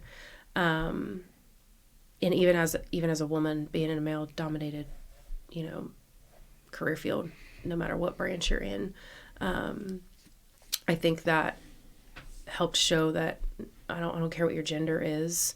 We're all on the same playing field here, and I want to learn from you, and you're going to learn from me. Like, there's going to be a mutual respect there for that. As far as life in general, I think through in my older years, my more mature, my autumn years, I've learned that your stories will help others. Yeah. So it's you being in the thick of it, you're not going to realize that at that moment when you're going through really hard times. But, like, your story can and will eventually help somebody else. So don't let the bad things keep you from doing what you're supposed to be doing in life, because your hardship will trickle to others. And I don't want to say trickle to others. Your lessons learned from those hardships will help others get through their hardships. I had a pastor who used to always say that God doesn't waste hurts. No. And it's like Daniel in the lion's den. Yeah. God didn't say, oh, I'm going to get you out. He was with him Yep. in the lion's den. And so it's, and I think from the military side, like the veteran and understanding, like having someone in the thick of it with you who's been there and done that to help guide you on that path or help you get out of it, or just be a buddy to listen to be like, yeah, it's going to be all right. Yeah. It's going to be okay in the end. And not dwell on all of the hardships, to try to find the silver lining in. I've been through this and it sucked big time, and whatever that might be. But, like, in the end, there's good that could come out of it, whether it's your story helping another or you learn something from it, or vice versa. So I'm still learning that, not to dwell on the hardships or the hard times and the months that seem like they'll never end, and those kinds of things. So Perfect. Yeah. Well, Jessica, thank you so much for joining us. Thank you for having me. It's awesome. And thank you guys for doing this. I think it's really honorable to help other veterans share their stories. I'm trying. It's hard to get them on camera. It's hard to get them out here, I'm sure, because some Well, don't. I mean, sometimes, you schedule something and then, The water A water heater. lights breaks. And, We have a new water heater. We cleaned out the water in our garage that whole night. My husband went to Lowe's and got a shop vac. So we have a shop vac now. And the next morning, the plumbers were there. Needed a new one. There was no question about it. So. And it's always at the worst time, right? Oh, yeah. Yeah, it's like, Yeah. just You gotta hours cut after you company. agree to I come know. on camera. It's like, I mean, this show's a big deal. We are. You yeah, got company coming in, and it's always the. something. Yeah. Well, again, thank you so much. Yes. Yeah, thank you. It was a pleasure. This has been great. Yeah.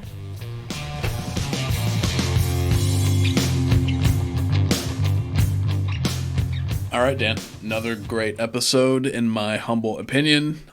Nice to have an Air Force veteran back on the show. Yes, our last few episodes have been, Army, Marines, Army, Yeah. Marines, Army. We try to be fair to the services. Except the Space Force. They're not real. So we do try. But here in our location, it does tend to be more difficult to find other services. Yes. So we reached out for an Air Force or Navy vet. Or Navy. And she answered the call, and She did. That was awesome. It's also interesting. So we put out a net call on Facebook and Instagram for Air Force Navy veteran, and Jessica stepped up and volunteered, and she is friends or at least colleagues with the last guest that we brought on the show using that exact same method. Yep. Which would be Shay. So Yep. Good stuff. Yep. So thank you, Facebook. Social media does have its upside. It does indeed. But what did you think? I enjoyed great talk. We had some really great off camera discussions as well, Yes. which is often how this works too. Yeah. So I liked having second public affairs veteran on the show, so it was interesting to kind of hear at least some overlapping in as far as what the roles and responsibilities are, but definitely from a different perspective and very different experiences too. Very much so. Yeah.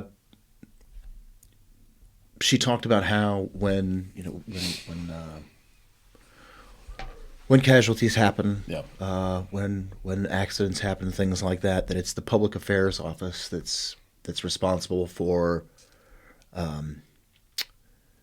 sort of cataloging or archiving, some of that information. And that's not something I had ever even thought about. Yeah, mortuary affairs has the lead in those, but I could see how there would be a very close relationship with public affairs on that. Yeah, I hadn't even thought about that. And I mean, that means you've got some very young service members seeing some pretty, what can be some pretty traumatic stuff, very early on in their lives. Just to put it in perspective, imagine, and yes, there's casualties in every war, but I'm just talking about volume. Imagine having to do that job after an older war from the past. Imagine being, a mortuary affairs and public affairs, public diplomacy type person, after D-Day. Yeah. Imagine having to be one of those, 19-year-olds who's responsible for handling a lot of that. Yeah. Sorry, brief digression there. Yep. So Afghanistan, she, bittersweet for her. Yeah. She learned a lot, of course, experienced some trauma, but it also some trauma that would end up being, lifelong. Yes. Or at least to this point, anyway. But also, were it not for her Afghanistan deployment, she would have never met her husband. You mean the bad Matt? The bad Matt. So, it's a thing we mentioned several times during the episode, but it's how, the development that we go through as human beings through our youth into adulthood. You can't like the end product of, who I am today and in order to get there, you have to go through the other stuff, the good, the bad, and the ugly, and you can't separate those two things. Everything that you've been through leads you to where you are, and if you take away the one thing, it's the flapping of the butterfly wings, right? So, yeah, I still think that if somebody watching this or listening to this has a good sense of humor, they will get some coffee mugs made. And it'll be the good Matt and the bad Matt. And then they'll have it for like a birthday present for the two different guys. Well, we don't know much about the good Matt.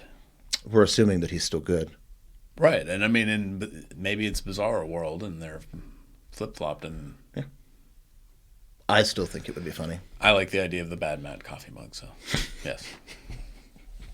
Yes. I'll get you a bad Raj coffee mug. Bad Raj is redundant. It's true. The worst Raj? You're on the right track. There we go. But no, she had a lot of really great experiences. And I mean, before she deployed and after she got back, obviously, she was in Guam.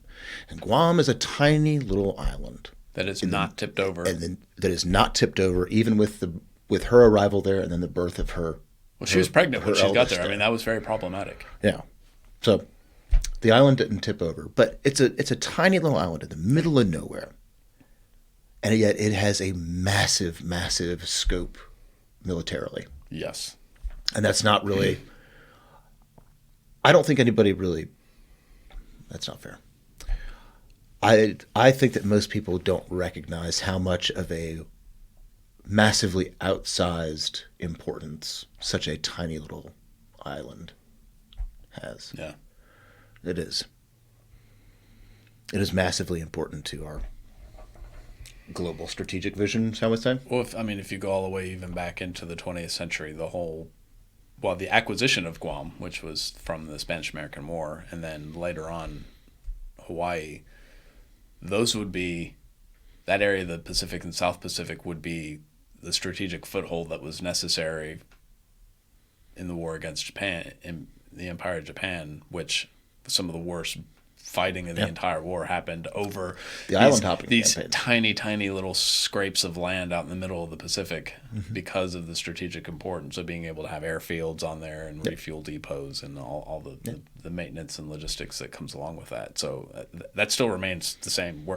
We're still oriented into the Asiatic theater. Indo-PACOM is what we call it now. It's just a different enemy this go around. Oh, I'm sorry, adversary. Yes. We don't have any enemies in the. So very, very cool. Very cool. I've never been. I've never been to Guam. I can't say that I have any aspirations to go. But I don't know, the idea of going somewhere where there's like no fast food restaurants. Yeah. It's all, local cuisine. Food's good. The 19 different tribes and mayors, or so, yeah, something like ballpark. that. Yeah, that sounds about right. Very interesting. It sounds like it would be an interesting place to go. And I mean, without Western fast food, it's got to be a healthier place. Yeah, it's very. It's the climate's amazing, right? So like it's very outdoorsy. So I mean, it's smaller than Hawaii, of course. So you don't have as many options at your disposal as far as recreation, but the climate and everything there is wonderful. So. Yeah. She had an amazing story, really did. I mean, from not wanting to join the military at all, just kind of loafing into her freshman year, right? Yeah, and I mean, she got out with 13 years of service, both active and reserve, total. Yeah, and married to another service member, still serving, still serving. Mm-hmm. I mean, that's quite the ride. And I mean, she's really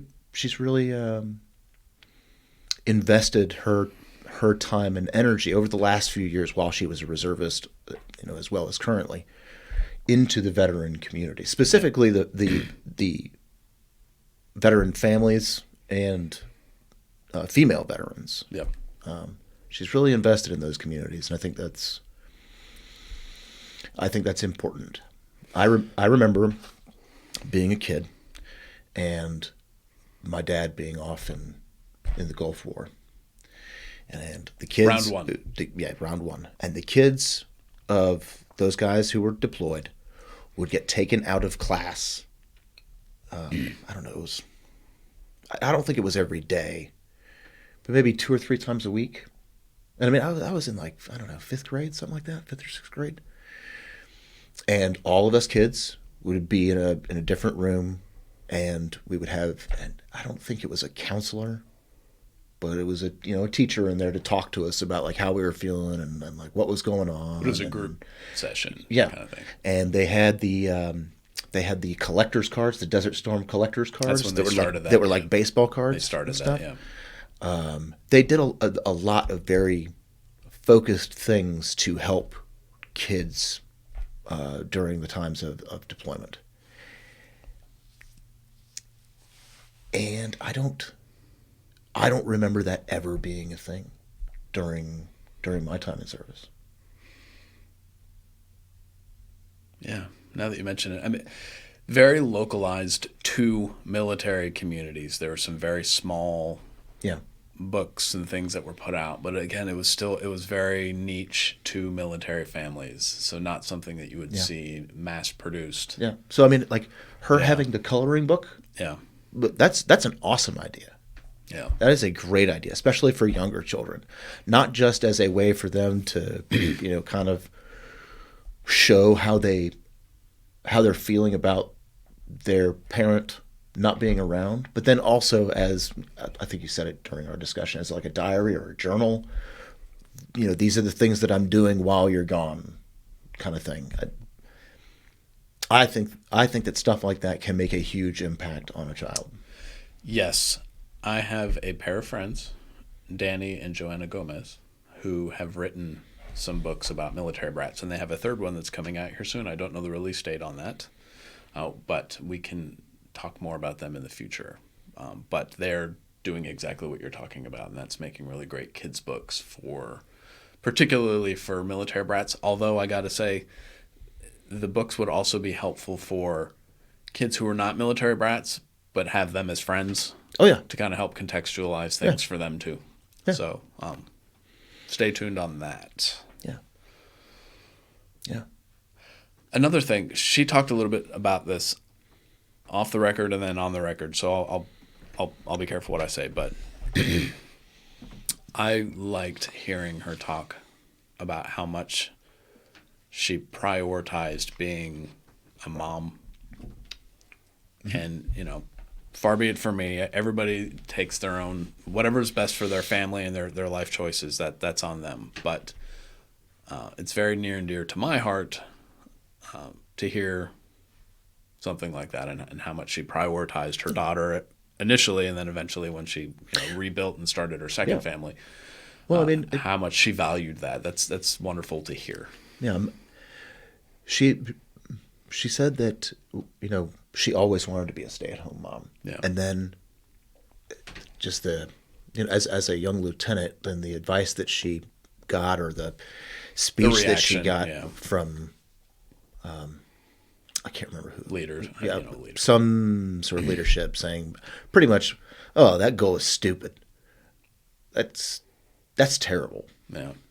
That's ridiculous. Yeah. That is not leadership. No. The nurturing and moral formation of the next generation, there is nothing that is more important than that. No. Everything else is a supporting effort to that. But think about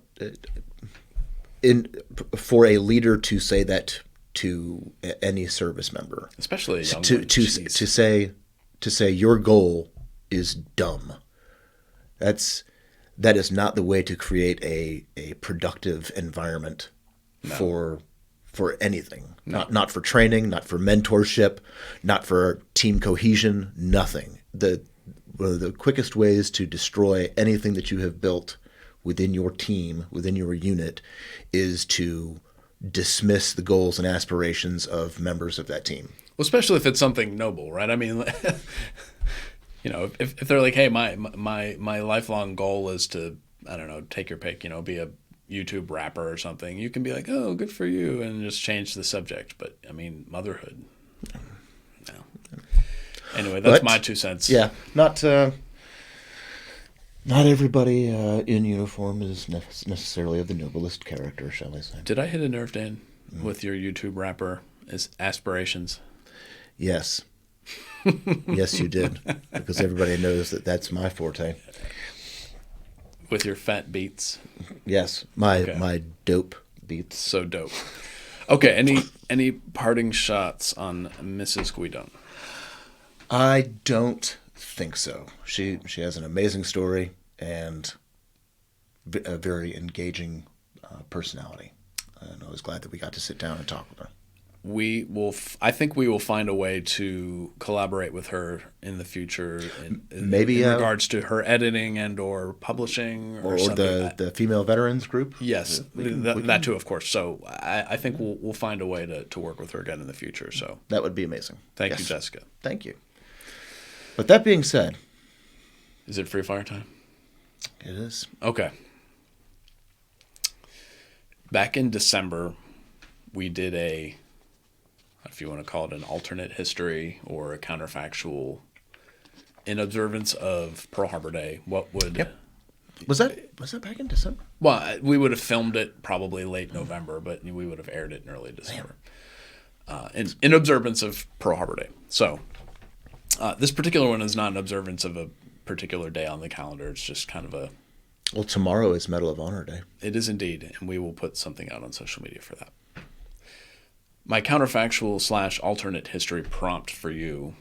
What if we had a Medal of Dishonor Day? Medal of Dishonor. I know a few people that I would nominate. I do too. But so The first one is going to not be what the topic was, but based off of all the Guam talk, one thing that we could have discussed, and maybe will in the future, is the Spanish-American War, which was completely started over a false pretext, and the whole thing was a disaster. What would, the world look like had we not had the Spanish-American War? But that's another one. The one for today, what would the world look like had the Third Reich not violated the Ribbentrop-Molotov, compact with the Soviet Union, and had Hitler not betrayed Stalin ultimately?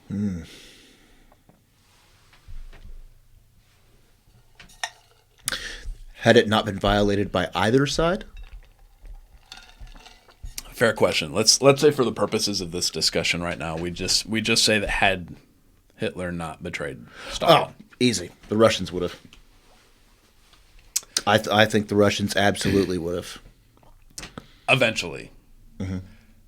Can you give me a projected timeline? And I ask because, it's a historical fact that Stalin had people come to him and tell him that it was coming, and he had them executed because he was just completely flabbergasted that somebody could even possibly imagine that happening. So he was legitimately surprised. He was. I think that it still would have happened within, 43? When Hitler invaded? No, it was earlier than that. Was it? Yeah. 40? No. 41? No. Let me get the... While you ruminate on that, I'll get you the... I think that it still would have happened. Or, I think that Russia would have invaded the Third Reich territory within a couple of years. Yeah, 22 June 41. 41, okay. Yeah. Well, Barbarossa. I think that it still would have happened probably around 45. Wow.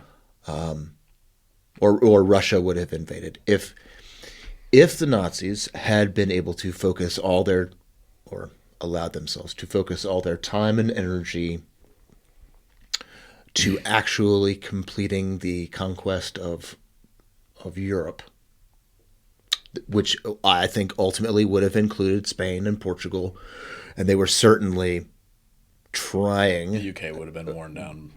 Yes. Eventually somebody would have said, hey, we can't just use the Air Force and bomb them into submission. We need to actually invade. Ireland was full of sympathizers.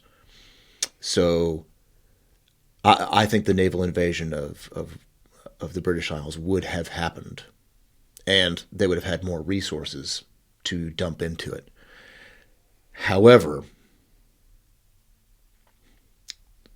the Russians did have some quite brilliant people during the war. During the war, they had some brilliant people who would have been able to convince Stalin, like, if he takes over everything, he's only got one way left to go, and that's us. I mean, the German forces had pretty much in control of all the Italian territories because the Italians were just awful during the war. Fair. I mean, there really wouldn't have been anywhere to go. Now, in this counterfactual, would the Allies have ever even had an opportunity to invade? Let me put it this way. If the Third Reich had not been tied down in the East, they would have been more in the West. Therefore, that Atlantic Wall of getting the Allied, what we would eventually call, Normandy invasion, D-Day, would that have even happened, or if so, where? Because it wouldn't have been Normandy. No, it wouldn't have been. I think that it still would have taken place originally in North Africa. Yeah. I think that was still the way to. Yeah. That was still probably would have been the way to go. The Germans had been stripping resources and capable commanders out of North Africa for quite some time. So it would have been easier to go in through there. I don't know that the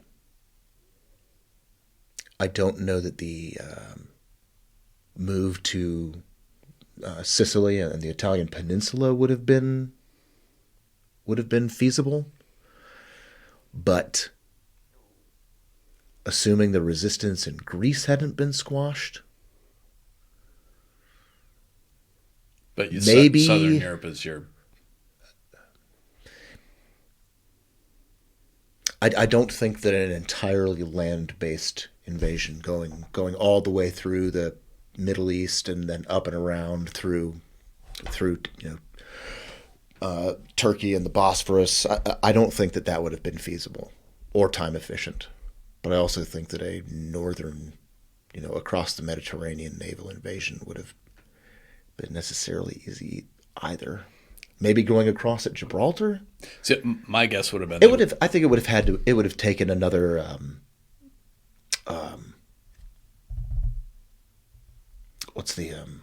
What was the operation where they handcuffed the fake plans to the dead guy? Mincemeat. Mincemeat. Yeah. Yes. I think it would have taken. To say meat grinder, which is not too far off either. I think it would have taken several different operations like that to create a. It would have had to have been so multi-pronged. Yeah. Okay, so the Soviets would have eventually turned on the Third Reich.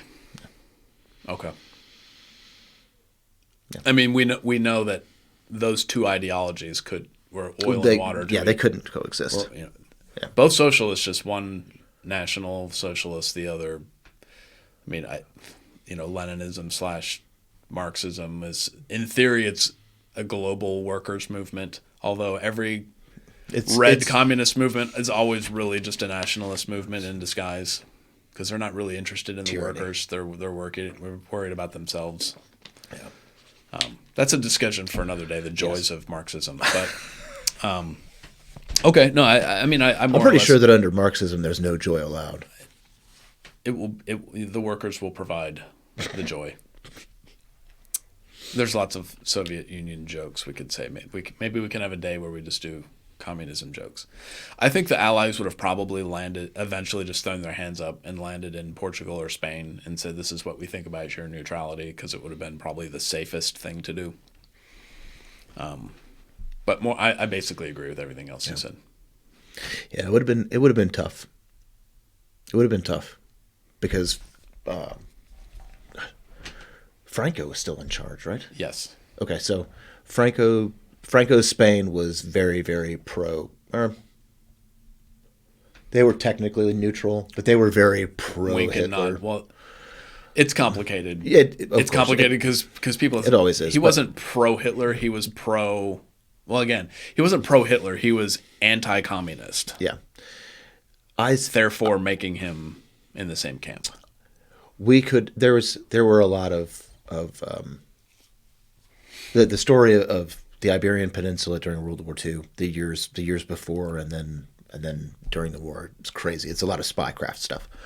But yes. I think that we could have found a way to cross over into around the Pyrenees in Basque country, because surprise, surprise, the Basques don't like the Spaniards either. This is the first I've heard of it. I think that might be feasible. That's rough terrain, though. I mean, crossing over at Gibraltar, while the distance may be easier, that's also very, very obvious. If Hannibal could do it with elephants, I think we could probably figure it out. Only one elephant survived. I thought it was more than that. Or that was after he crossed the Alps. Yeah. I think. Yeah. No, more than one made it over the Straits. No. By the time he got into Italy, when he crossed the Alps, Swiss Alpine Gaul. I think there was only one. There was only one elephant left. That I would believe. I don't know. Yeah. That's another discussion. 33 survived the Pyrenees, and then one survived. That's a discussion for another day. Is had Hannibal actually taken Rome after he rampaged through the Roman countryside? What was it? Massinissa said, Hasdrubal. you know how to, or was it no. It was the Nubian cavalry commander. Yeah. Said, you know how to win a battle, you do not know how to use it. Yeah, yes. Something like that. Paraphrase, of course, yes. Yeah, something like that. All right. Yeah. Great discussion. Yes. We're going off the rails here. Yeah, well, this is going to run super long. It's all good. We say that after every episode. We say that. So again, for those of you who are incarcerated and being forced to listen to us, we certainly appreciate it. Please check us out on social media. We're on Facebook, Instagram, LinkedIn, and X. We're also on YouTube and Rumble, and of course all the podcast platforms. Please like, share, and subscribe our content. Leave a comment. Yep, a rating, a review. Check out our affiliates, which will all be linked in there in the description. Check out some of the stuff that we talked about during the episode. We'll have the links in there for some of the stuff that Jessica is working on now. That too. And remember, your service matters.